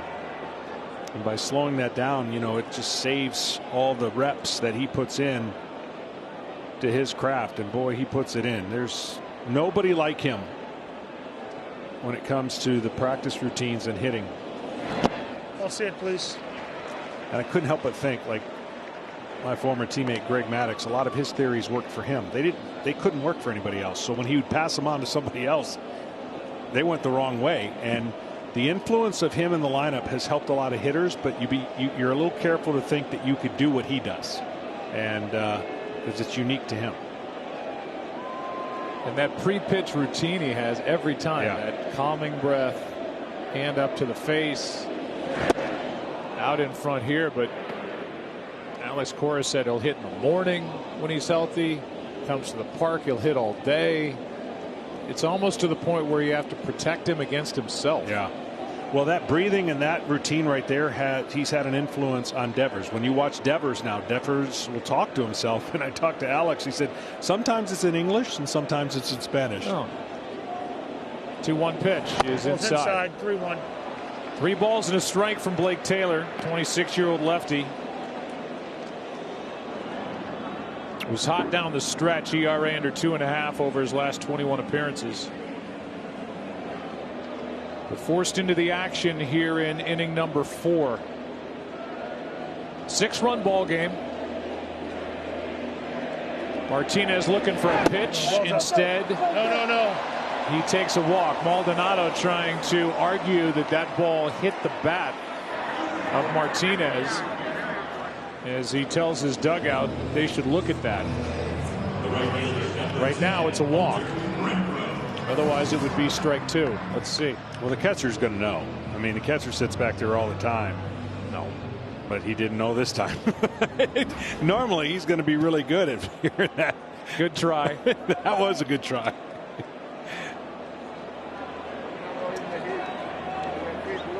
That is the 4th walk handed to Boston tonight. In this postseason, 15 of the 26 walks have come around to score. They say walks will haunt you.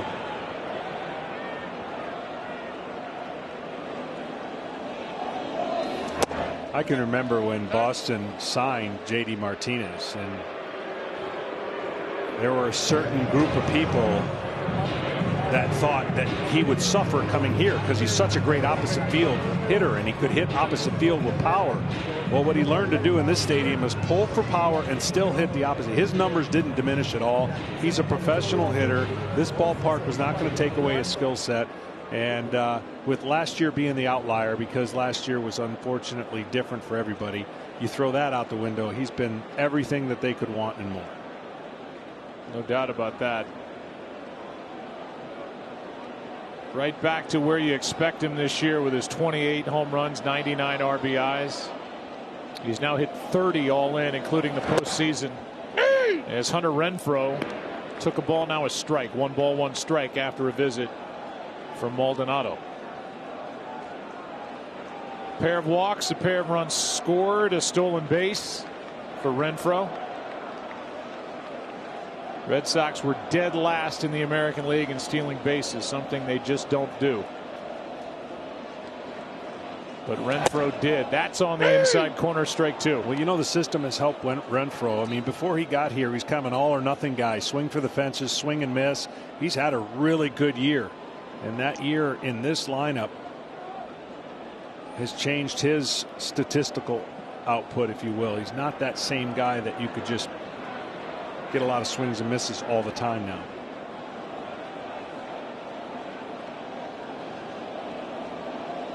One-two pitch with 2 on 1 out is in the dirt, blocked by Maldonado.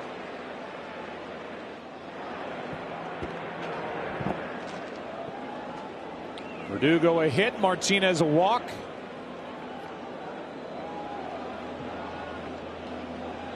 Renfroe trying to reach for the 3rd time tonight.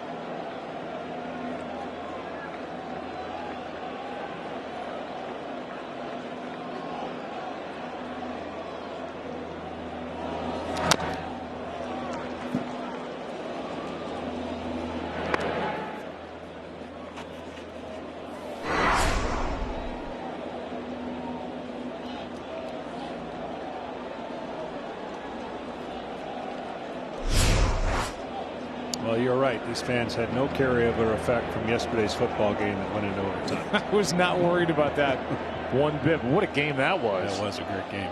Patriots and the Cowboys. Your Lions did not make you look good with your prognostication. Swing and a miss, struck him out, 2 down. As Renfroe is retired by Taylor. And the batter will be Vasquez. Vasquez, in some of the biggest moments here in the postseason, his manager said for some reason he just loves those moments. He came to the wild card game. You could tell the attention to detail was greater. He had the big home run against the Rays. You see he's got 2 hits. His power stroke went down this year. He found it 2 years ago. But he said he loved, for whatever reason, he'll talk more in the bigger moments, in the bigger stage. He seems to get kind of more locked in. Yeah, he too had a rough, shortened 2020 season. Vasquez got it back a little bit this year.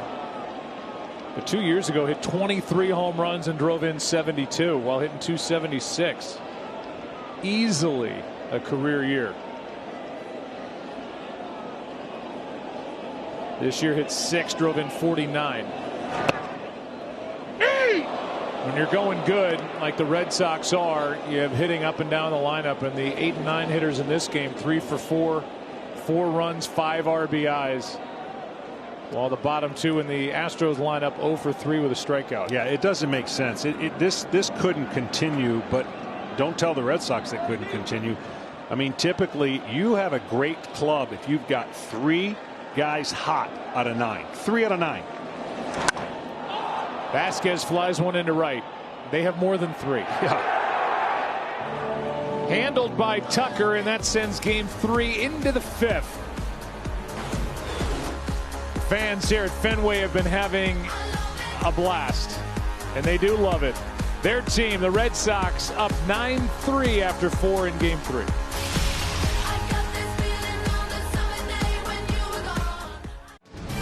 Welcome back to the 2021 American League Championship Series presented by Loan Depot. Follow all the action of the postseason with the MLB app. From real-time tracking of every pitch to in-depth analysis of the games, download the MLB app today. Make this postseason major. 5th inning, number 9 hitter leads it off. That's Maldonado. Took a ball. Well, if you're the Astros, you got to check on the board right here. You got to put a point or 2 with the lineup turning around if you're going to have any chance. That top of the order has gone quietly. And that's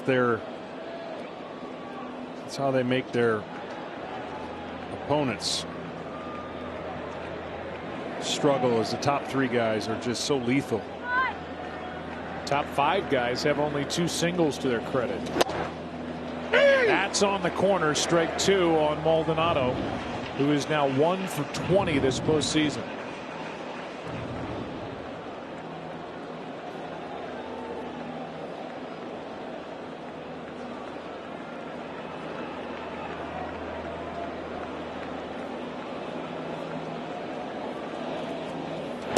That's on the inside corner. One away. And Maldonado with a parting shot for home plate umpire Bill Miller. 1 out. Strikeout number 6.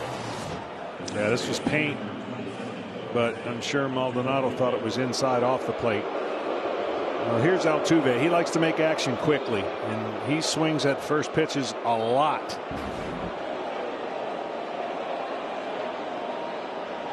There's maybe another point about Maldonado. 0 for 2 tonight with the 2 strikeouts, now 1 for 21 in the postseason. Altuve 0 for 2. Strike 1. I've referenced this before when Tony La Russa said that Yadier Molina was so good behind the plate he could hit 0 and he would still start every day. That's how valuable he was for the pitching staff, another coach out on the field. But while the Astros feel the same way for the most part about Maldonado, that's great during the regular season, and if you're playing a team that's not the 2021 Boston Red Sox. Yeah, exactly. But if you're going to try to match them on the scoreboard, you better find hitting up and down your lineup. Yeah, there's going to be a point where he has to pinch hit him in a situation where the game's close enough. That isn't right now.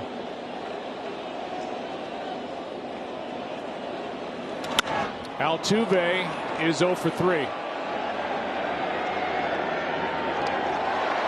2 down in the 5th as Hunter Renfroe takes care of that.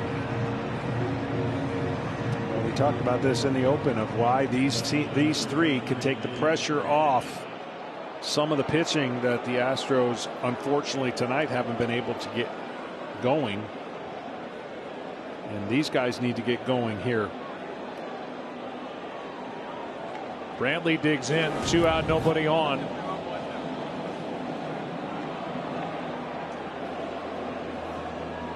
Nathan Eovaldi went 5 1/3 for Boston in game 2. Eduardo Rodriguez trying to turn in at least 5. They'd like more with 2 more games to go over the next 2 days. Game tomorrow night and then a game late afternoon, early evening on Wednesday. Well, this just sets the Red Sox up perfectly.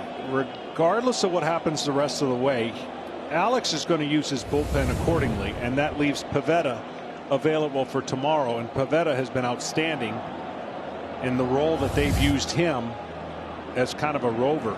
So Alex is in good shape. when it comes to penciling in starters. On the flip side, of course, Dusty he's going to have to come up with something.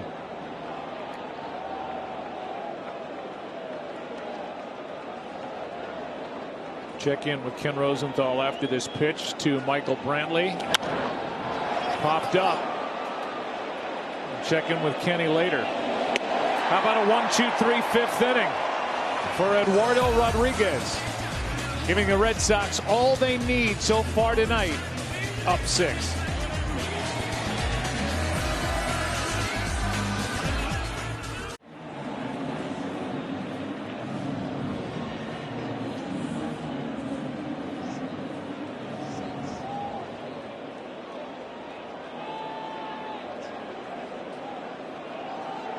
New pitcher in the ball game for Houston, left-hander Brooks Raley. He jams Arroyo, who homered his last time up, and now on one pitch is out number 1 in the 5th. Nice play by Bregman. It'll bring in the hitting hero so far for Boston, Kyle Schwarber. Statcast presented by Google Cloud. It left at 114 miles per hour on a 3-0 pitch and traveled for 30. And here's Big Papi's reaction in the green room. It's either that or he's putting out ants on the floor. Good thing those guys legitimately like each other. That's the smallest green room for the biggest people. Those are some big dudes. Should have seen Frank Thomas in a Legends Cup try to drive a go-kart. First pitch of ball, now a strike to Schwarber. Oh, man. Well, Raley's going to throw a lot of curveballs, especially the left-handers. Oh, it's outside. 2 balls and a strike.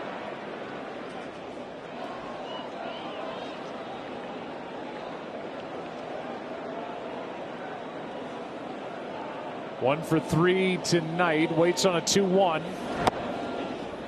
Takes ball 3. Kyle Schwarber hit a home run earlier in the game. Fox Bet had his odds at plus 280 to hit a homer. So a $10 bet returned $38. 3-1 pitch. Full count. 3-2. Red Sox have hit 18 home runs through 8 games in the postseason. That's the most in AL postseason history, again with more opportunities. The overall record, the 04 Astros, the Carlos Beltran show. They were then in the National League back in 04. The record is 20. That's out of play.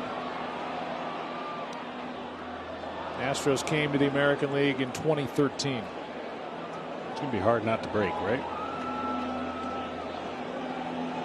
Well, they would have to they'd have to go deep 2 more times tonight to catch them.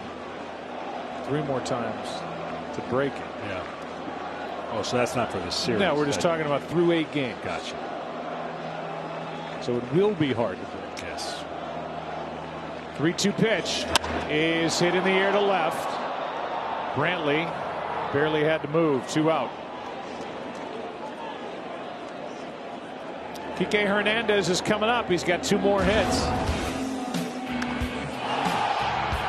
His postseason career, you go back 2014 through 2020, hit 213.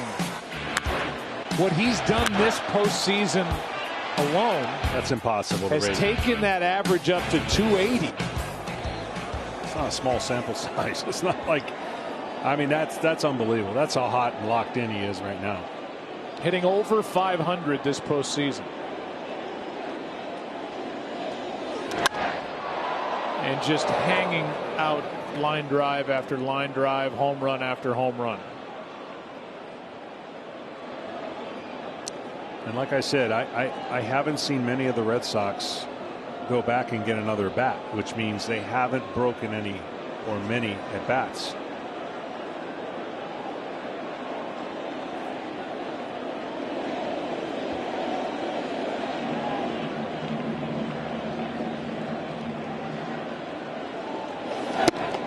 Big swing. 0-2 the count.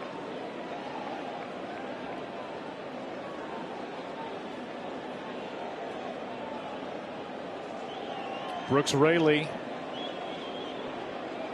trying to pick up where Blake Taylor left off. Taylor a scoreless inning. Raley trying to do the same and get Kike Hernandez along the way.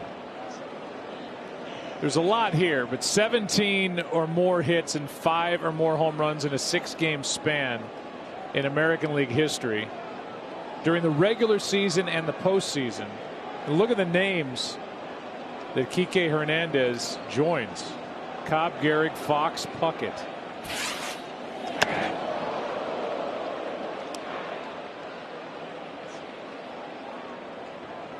I mean, that's some of the best company you can. Yeah.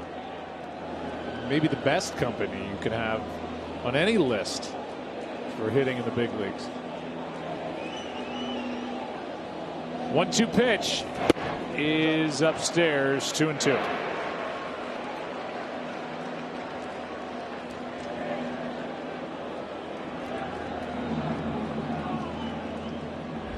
Adam Ottavino getting loose. Part of the order will be at the plate for Houston in the 6th. 2-2 pitch.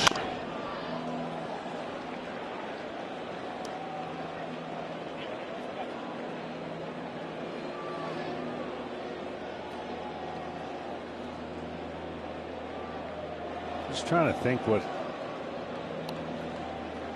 I mean, when he comes to the park right now, it can't be a better feeling.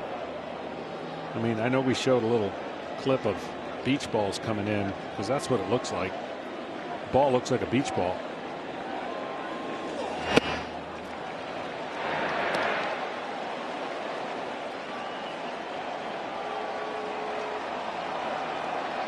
Three and 2 the count.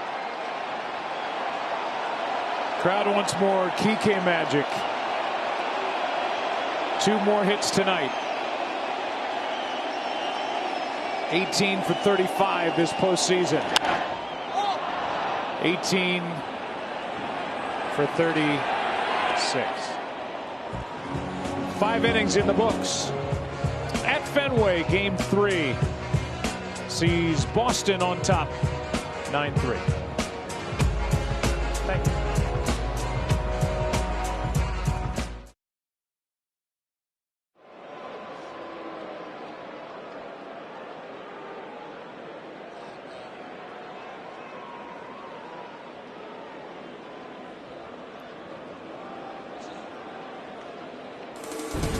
Welcome back to the 2021 American League Championship Series, presented by Loan Depot.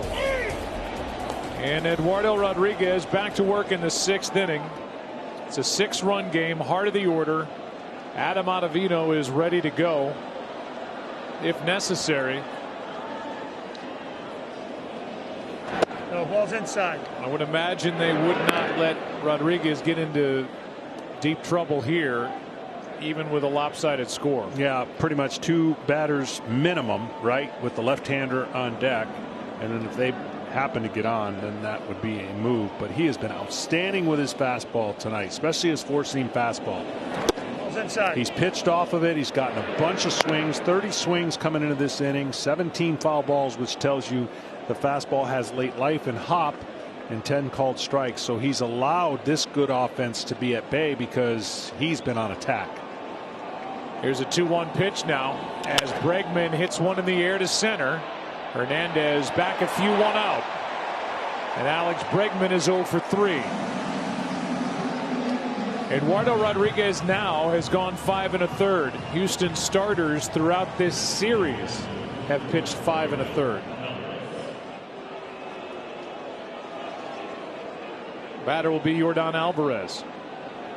And again, they lost Lance McCullers Jr., their top starter and one of the best in the game. Had the 2nd best ERA in the American League this year. Tonight would have been his start. And it's a big difference when you don't have McCullers, who pitched twice in the division series, strained his forearm, not even on the roster for Houston this round. And it was super unfortunate, but you just wonder if that rainout caused a different philosophy for the Astros to bring him back, where if it wasn't for the rainout, he would have pitched. Who knows what would have happened? It's just unfortunate for the Astros. Up and in, 1 ball, 1 strike on Alvarez, 1 for 2.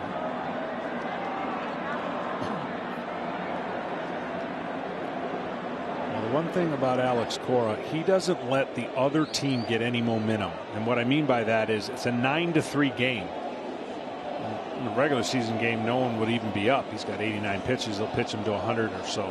But what Alex doesn't want that team to do is gain any confidence moving forward into the next game. No carryover effect.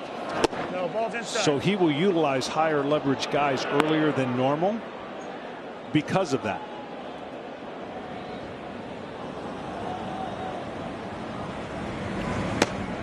Adam Ottavino ready to go if he's needed. On deck is Correa.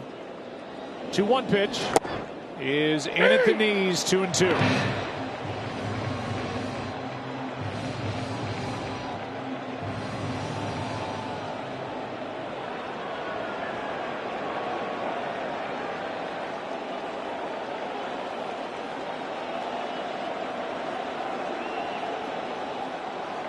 Jordan Alvarez waits and strikes out.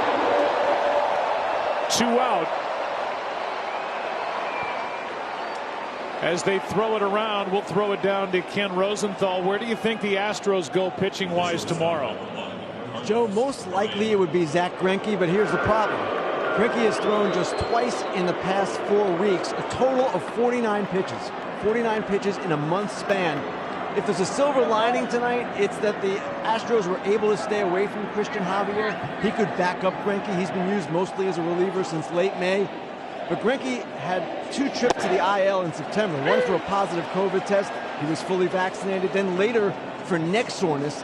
In his last 12 1/3 innings, he's given up 5 homers. And against this Red Sox team, that is an ominous stat. Especially the way they're going. 2 out, nobody on. The 0-1 pitch now to Correa is down. Eduardo Rodriguez has now turned in the longest start of this LCS. I would find it hard to believe if you're going to use Greinke to use him out of the pen. So that would make sense to start him, give a change of speeds type pitcher against this offense that is crushing fastballs, crushing, secondary pitches in the zone. Greinke, when he's right, has the feel to mix and match with slower stuff and hit his spots. Now we'll see what happens in the direction that Dusty wants to go, but he knows he's got to win at least 1 game to get back home, and I would think he's going to put all his eggs in one of those baskets if he can get out of the gate a little better than they have the last 2 days. 2-1 pitch here. Ball's down. Is low, 3-1. Left-handed hitting Tucker on deck. And even though Tucker went deep his last time up, you would think with Ottavino, Rodriguez would last 1 more hitter if he can't get Correa. We'll see. 3-1 pitch. No, we won't. Because a play is made by Arroyo. Hard hit, but right at the Red Sox second baseman. 5.5 in the book. 6 strong by Eduardo Rodriguez. Leads by 6.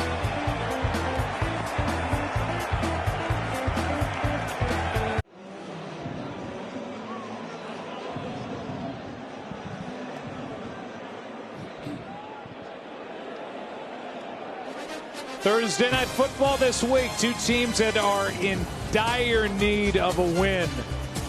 Baker Mayfield and the Browns, maybe, take on Teddy Bridgewater and the Broncos at 7:30 Eastern, 4:30 Pacific on Fox, NFL Network, and streaming on Prime Video.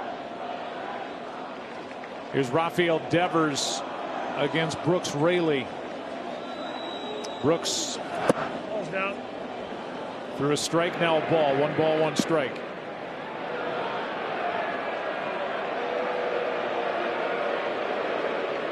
There is action for Boston in their bullpen. Interesting exchange happened at the end of the top of this 6th inning that we'll show you here in a moment. 1-1 pitch. is low.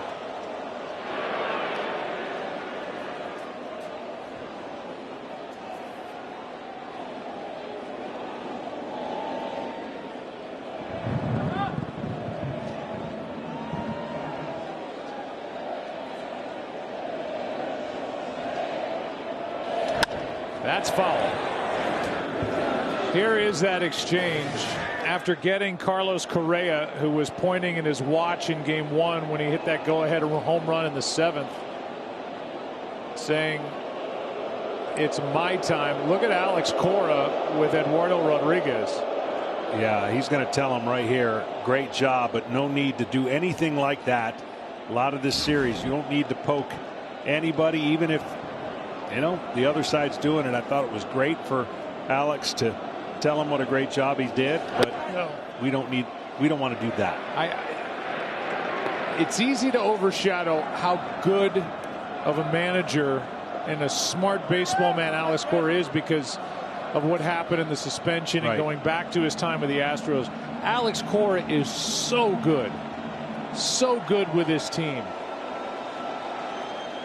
16-5 during postseason play under Alex Cora, and 5-0 record after a loss. They haven't lost a series under this guy. It's just he has a touch with this young team, and it's front and center with Eduardo Rodriguez. We just saw that, but Rodriguez talked about Alex Cora and the confidence that Alex has shown him in the division series, that, you know, he wanted to go out there and give him his best here tonight. Oh, everyone's looking for the perfect blend. I think they found it in Alex Cora, and what I mean by that is his eyes don't lie, his information he uses, but his communication is key. And when you can do those and have all those working together, your players aren't surprised. There's nothing they don't know you're about to do, because he has that open door policy where he talks to his players a lot. He lets his coaches do his things. But I'm telling you, there is no reason for this team to be where they were in this season without Alex Cora being the manager. Ken Rosenthal, there's a special bond with Alex and a lot of these players, but right at the top of that list is Rodriguez. That's absolutely right, Joe. And go back to the division series. Rodriguez lasts just 1 2/3 innings in game 1. Cora brings him back for game 4. He rewards Cora's faith by pitching 5 innings, and after the game his quote was this: "Like I always say, he's like a father, brother, manager, whatever, however you can call it to us. It means a lot to have him. He trusts us. He trusts everybody in that clubhouse." That's a strong statement, and it's typical of what you hear from the Red Sox players. Yep, it's not just Eduardo Rodriguez. After the walk to Rafael Devers, Bogart strikes out on a pitch up and closer to the hands, and the batter will be Verdugo. And I think it's his birthday today. It is his birthday today. I believe 46 years old. He is 46. So he's still in the category of a young manager and somebody who's really good at blending the analytics with the day-to-day feel, the look in the eye of a player, reading swings, reading a pitcher and how he looks that day, and then blending the analytics into it. Here's a fly ball into center. Long run for Siri, and what a catch. Throws behind the runner and safe as Devers gets back. What a play by Jose Siri. Man. Yeah, he had to charge hard late because he was playing pretty deep. And had he got up sooner, obviously, he had to make this catch first. Watch, he gets a nice little divot there in the grass, and then he recognizes as he's sliding to come up and throw the ball back to first base and almost doubles him off. And with J.D. Martinez coming up, as we'll see Devers just get back ahead of the throw right there. That's close. Really close. They're not going to challenge it, but we're going to have a pitching change as Brooks Raley is lifted. 1 on, 2 out. J.D. Martinez is coming up.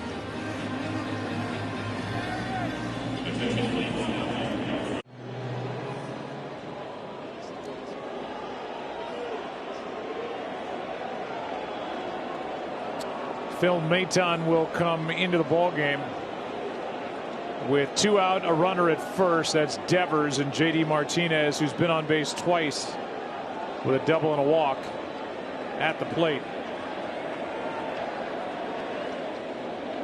Second appearance for this right-hander in the ALCS, and fouled away.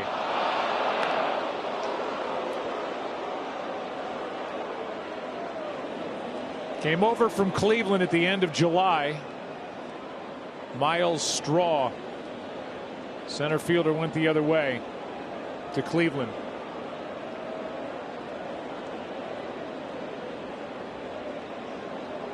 Fastball, curve, and slider are his 3 pitches you'll throw against right-handed hitters. He's got a good arm. There it goes. Adios, way out of here. Martinez with a shot. It's 11-3.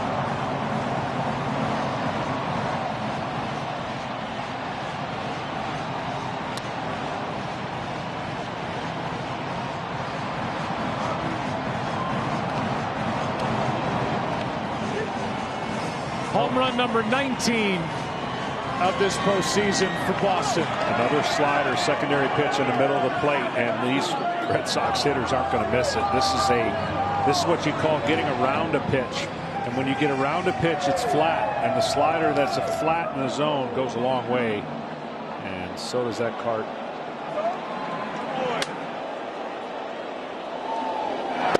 Book is closed on Brooks Raley, an inning and 2/3. No hits but a run. 1 walk, 1 strikeout.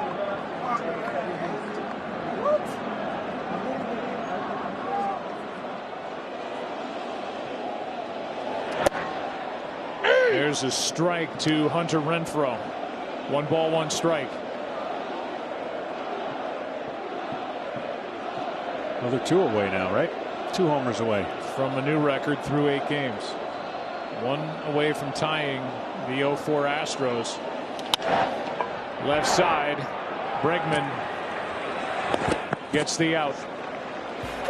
3rd home run of the night from Schwarber to Arroyo. Now that just pasted by J.D. Martinez. It's 11-3.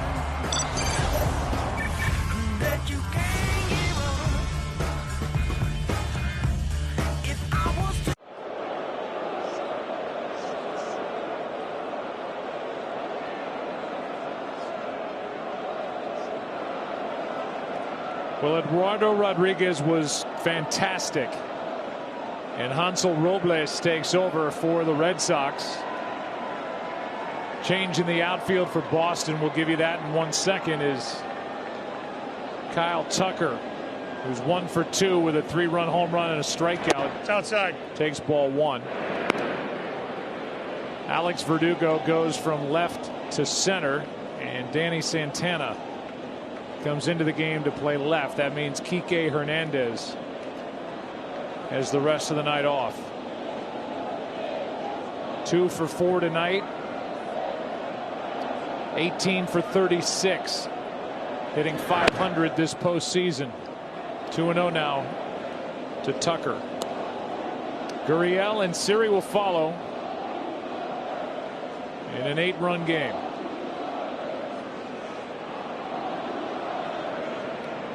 How about this note? Eduardo Rodriguez is the first left-handed pitcher with 7 or more strikeouts and no walks in a postseason game at Fenway. Wow. Ball's down. Counts 3-0 from Robles. He did a good job slowing down the Astros, who had been feasting off of left-handed pitchers in the postseason. The only runs coming at the hand of the guys at the plate right now. A 2-out, 3-run home run back in the 4th. Here's the next to Tucker, and a 4-pitch walk right out of the bullpen to start the 7th. I'm going to say that again. Eduardo Rodriguez is the first left-handed pitcher with 7 or more strikeouts and no walks in a postseason game at Fenway Park that dates back to 1912. That's a pretty good job that he did there. I'm trying to think. Obviously, I'll black out from 1912 to 1967, but I don't know how many. We need to kind of find out how many left-handers. Doesn't seem like there's a ton of left-handers. Well, I know, but it's not like the most remarkable. It is 7 strikeouts and no walks. It's I know. not like it's 14 strikeouts. It is. And no walks. Bruce Hurst is a name that comes to my mind. Johnny Lester. Yeah, John Lester. 0-1 the count on Yuli Gurriel. Might be 2. Bogarts. Arroyo. Got them both.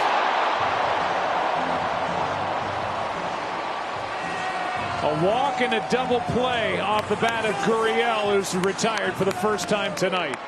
Frank Viola. I've at least given you something to think about for the rest of the night. Oh, it was hit hard, but right at Bogarts. Babe Ruth. Really? Yeah. I mean, really. Swing and a miss by Siri. Trying to think how many games he pitched in the postseason. They were pretty good before he exited for full-time hitting. Yeah. And bigger and better things with the Yankees. That's over our heads, and strike 2. 0-2 the count.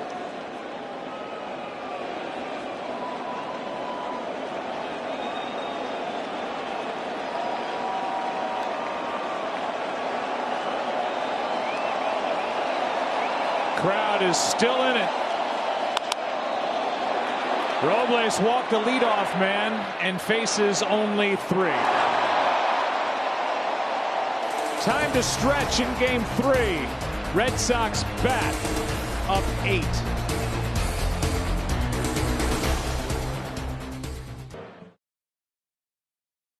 At MLBshop.com, authentic on-field caps, tees, hoodies, and more. Get all your postseason gear and wear what the champs wear at the official store and source MLBshop.com. Bottom of the 7th inning. Same pitcher, Phil Maton, a couple of defensive changes as Castro comes in to do the catching. This is down the right field line, and over to his left for the out is Kyle Tucker. 1 away on 1 pitch. As Vasquez flies out. Aledmus Diaz takes over at first base. Jason Castro, who pinch hit a tape measure home run in the 9th inning in game 2, is behind the plate. Here's Arroyo.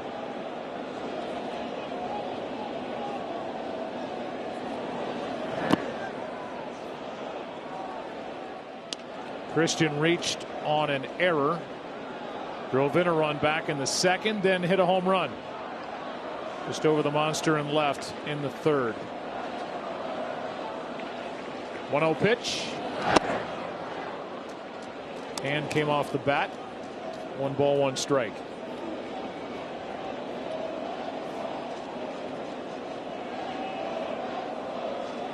COVID ripped through the roster of the Red Sox toward the end of August into September. And while it looked for the longest time like, wow, there are shattered bats, and then there's that. Good play by Correa, 2 out. Well, like I said, we hadn't seen many of them. That's the first I can recall in this series that has been in your kitchen, and the bat completely exploding. Home plate umpire Bill Miller still picking up pieces around home plate. Just exploded.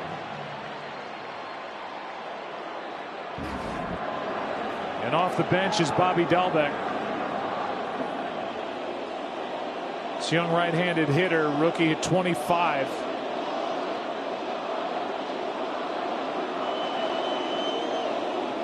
Hold for 10 this postseason. Takes a strike. He came on in the second half when there was calls for trying to get a different first baseman or fill the void. And he really got hot in the second half and showed that he needed to be in the lineup. 0-2. First full year in the big leagues. Hit 25 home runs, drove home 78. Got into 23 games last year in that shortened season, 133 this year. Hit 240.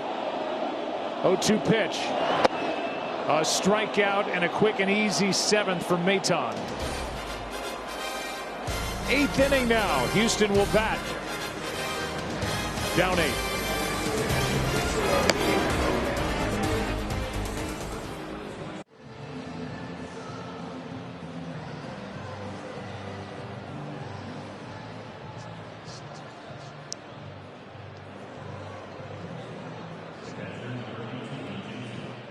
Start Saturday strong with America's favorite pregame big noon kickoff. Then the 6th-ranked Michigan Wolverines look to continue their unbeaten season against Northwestern in the big noon Saturday game of the week. It all starts Saturday morning at 10 Eastern on Fox and streaming on the Fox Sports app. 8th inning now. Astros batting down by 8, 11-3. Third pitch of the night for Boston, Martin Perez, who deals down low to Jason Castro. Be interested to see what Dusty does tomorrow. Pivetta more than likely for the Red Sox. It'd be hard pressed to not put Castro in the lineup against a right-handed pitcher tomorrow. Dahlbeck stays in the game after batting for Schwarber, and he's at first. Because it's pretty obvious now the way that you're going to have to beat the Red Sox. If you're the Astros, you got to outscore them, and you got to match their offense, because tomorrow is going to be a game where the highest leverage pitchers for the Astros have not pitched. They will pitch tomorrow. The game will not get out of the hand. The strike zone got a little out of hand on Castro, waking up into the 2 pitches outside. But I would think tomorrow's that game. If you're Dusty, you're just playing it so close to the vest. You're not going to let any rally get going or any big inning happen if you can help it. But like you said, with the Red Sox the way they're going right now, rallies happen in a blink. Yeah. It's almost hard to prepare for unless you just have action going in your bullpen the entire game, because they strike so fast right now.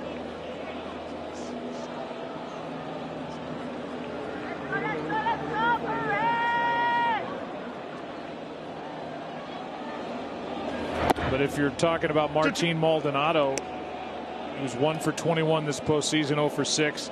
And this ALCS being so great behind the plate, controlling the running game. The Red Sox don't run. That's not really a part of the equation here. He's good with the pitchers, obviously, but pitching hasn't been good no matter what. From the starters, at least, as that misses outside, and a full count now on Castro. There's Urquidy, who made the start tonight and did not get through 2. Retired the first 4 hitters he faced, and then it went haywire. That is down, and a leadoff walk. Castro is on in his first plate appearances. First plate appearance. These are multiple plate appearances. Our Hyundai lift to the game. The 3 grand slams hit by Boston. The 2 in game 2. JD Martinez, Rafael Devers, and then here tonight on a 3-0 pitch, Kyle Schwarber made it 6-0 in 3 grand slams First team to accomplish that in any postseason history, any postseason series in postseason history. Here's Altuve. No, ball's inside. 0 for 3 tonight, and he takes inside ball 1. Yeah. Pretty good birthday present so far for Alex Cora. His offense didn't disappoint again.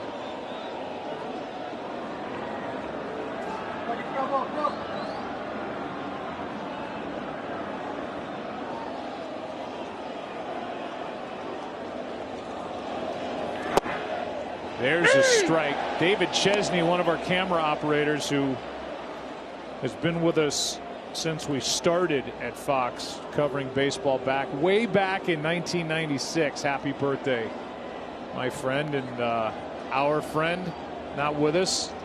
Little hip operation,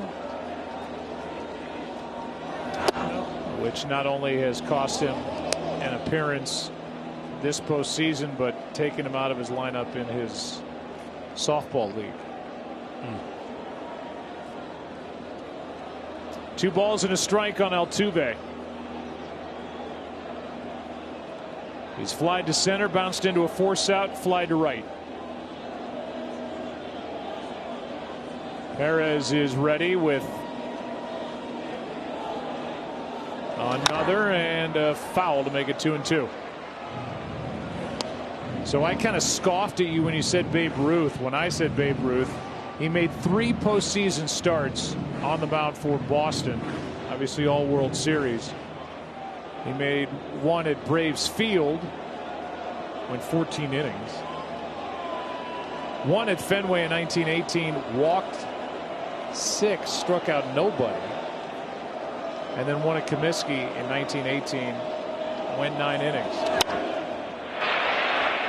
A little double clutch by Devers, and they still turn it.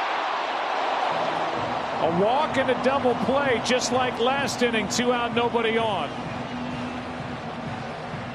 Arroyo turned it after Devers had a little double clutch. I tell you what, Arroyo's got an incredible arm, and he turns these double plays about as good as anybody. He put him in a spot where he had to get rid of it right away. And yes, the guy sliding in doesn't take you out anymore, but that real pause didn't cause Arroyo to launch it or change his throw to first, and a really good double play. Chas McCormick off the bench to bat for Brantley. Gets into one, but under it and into left center field. Should be handled. Santana is there. And after that leadoff walk, the Astros send only 3 to the plate in the 8th. Bottom half, Boston by 8.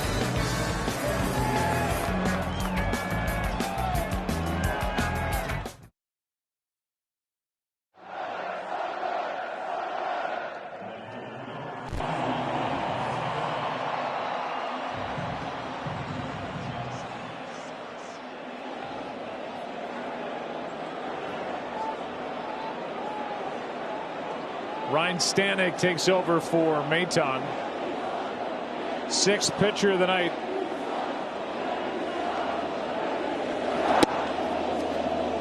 And Danny Santana gets his 2nd at bat of this postseason.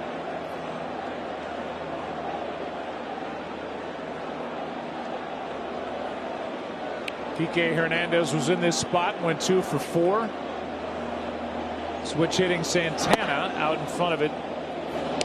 1 ball, 1 strike. A little surprised by this move, but Stanek must be a guy that likes to work and get his split finger going, because you would imagine if they're in the game tomorrow, he would be used tomorrow for sure as one of their high leverage guys. Chas McCormick, who pinch hit, stays in the game and left. That's a strike with Santana leaning back. 1 ball, 2 strikes.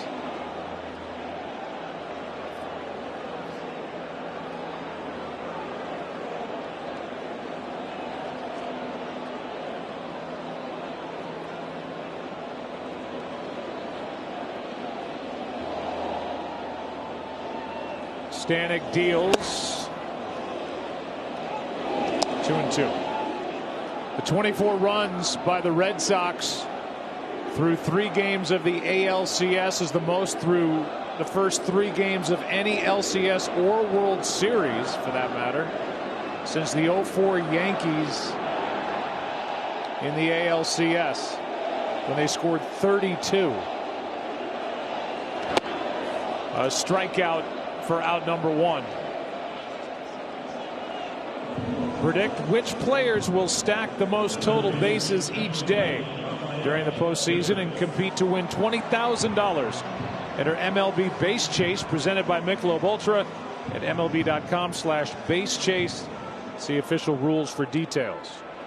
Back in 04, the Yankees, who the Red Sox fans are serenading right now, though they're not here, scored 10 in game 1, 3 in game 2, and then 19 runs in game 3. Here's a fly ball into left, off the bat of Devers. Goodbye. Another. They tied the record. And a 12-3 Boston lead here in the 8th.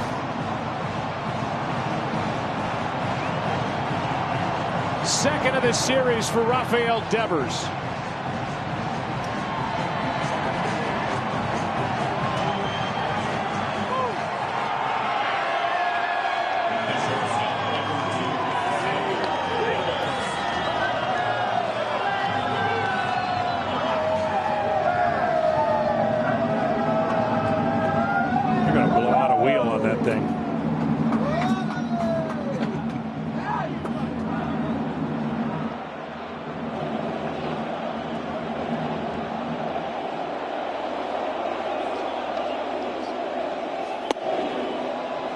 Bogarts, strike 1.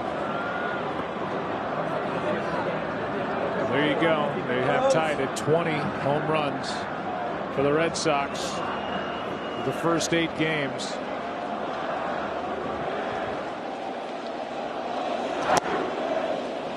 Ties the 04 Houston Astros for the most ever through the first 8 games of a postseason. They did it in the National League. Beltran had 7 or 8 of those by himself, if I'm not mistaken. By the end of it, yeah. A swing and a miss, 3 pitches and a strikeout. Back to the home run by Devers. Beautiful thing when you can hit a ball, even if it beats you to the barrel, stay on it and use that wall. That's short porch.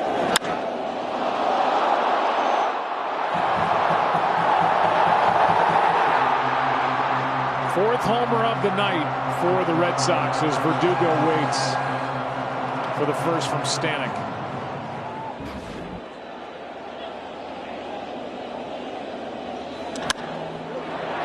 That's a foul ball as it's picked by Diaz.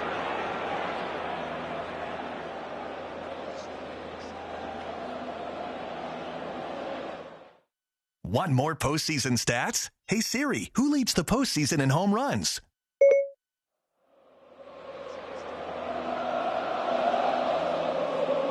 Well, if you're talking about team, Boston by a mile. 20 through 8 games. Strike 2 on Verdugo. Just to finish on 04, the Yankees with 32 through the first 3 games of that 04 ALCS, and then you know the rest of that. Boston won 4 straight. Starting really with our friend Dave Roberts stealing second base just ahead of the tag. With Mariano Rivera on the mound, Red Sox tied it, won the next 3, swept the Cardinals in the 04 World Series to break that string of 86 years without a championship. Verdugo with a count of 1-2.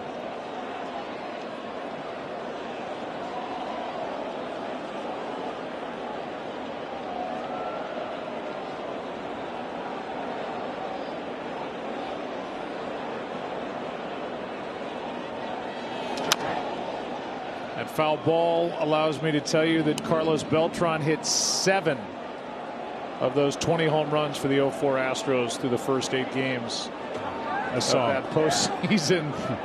You guys were a part of that, and that is a record by any individual player.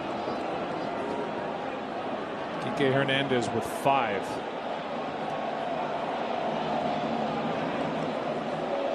So far this year, through the 8 games, he's been replaced. 2 for 4 while he was in there. 1-2 pitch. Reaching for it. Stanek able to recover and flip for the out. Happy night, chilly night in Boston, Massachusetts. Here at Fenway, the faithful have cheered 4 home runs. And the Red Sox, who lead by 9 after 8.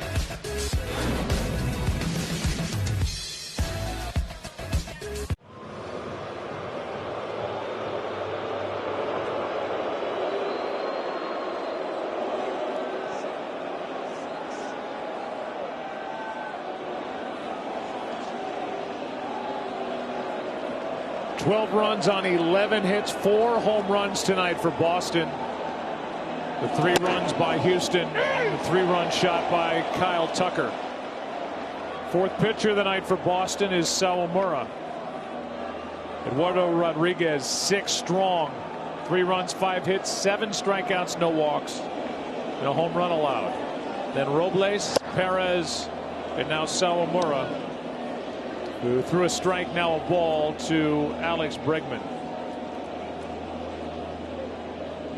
9-run game, 12-3. Back at it tomorrow night here at Fenway. That's inside, 2-1. Nick Pivetta will get the ball for Boston. 1-0 this postseason. Won game 3 out of the bullpen against Tampa Bay. A 6-4 win in 13 innings on the walk-off home run by Christian Vasquez. He's pitched in 2 games, will make his first start tomorrow night. There's a strike, and it's 2-2 on Bregman. Well, he's been awfully good with his fastball curveball combination out of the pen. We'll see how tomorrow, back to his roots of starting. Bregman strikes out. 1 away in the 9th inning. Postseason continues tomorrow. Pivotal game 3 of the NLCS at 5 Eastern on TBS. We'll be back here at Fenway Park for game 4 of this series, starting at 7:30 Eastern on FS1 and the Fox Sports app. We don't know the starter for Houston, either Framber Valdez on short rest, maybe Greinke, who Kenny Rosenthal talked about earlier in the ball game. Before the game started, asked Dusty Baker, and he had to see how this one played out. And his starter tonight, Jose Urquidy, did not get through 2 innings. Batter is Yordan Alvarez, 1 for 3. John, the top of this lineup that's been so great, putting up crooked numbers all year on this first place team. 2 for 17, the 1 through 5 hitters in this game. No RBIs and 2 singles. Yeah, they got to reset and reset tomorrow and get off to a good start and try to put a point on the board or 2 early. They got to get the lead. Right into the defense, 2 out. Arroyo is there as Alvarez hit it into shallow right, caught by the second baseman, and Yordan still looking out there as he goes back to the dugout. 1 for 4 on the night. And that'll bring in Carlos Correa, 0 for 3. 2 hands, kids. And on his 46th birthday, Alex Cora and his Red Sox about to go up 2-1. Sawamura, strike 1.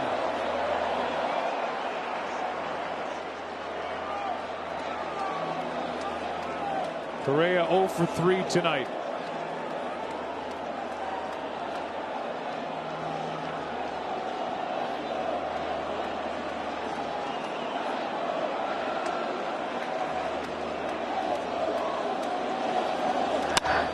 into right field, charging hard, diving catch, Renfroe.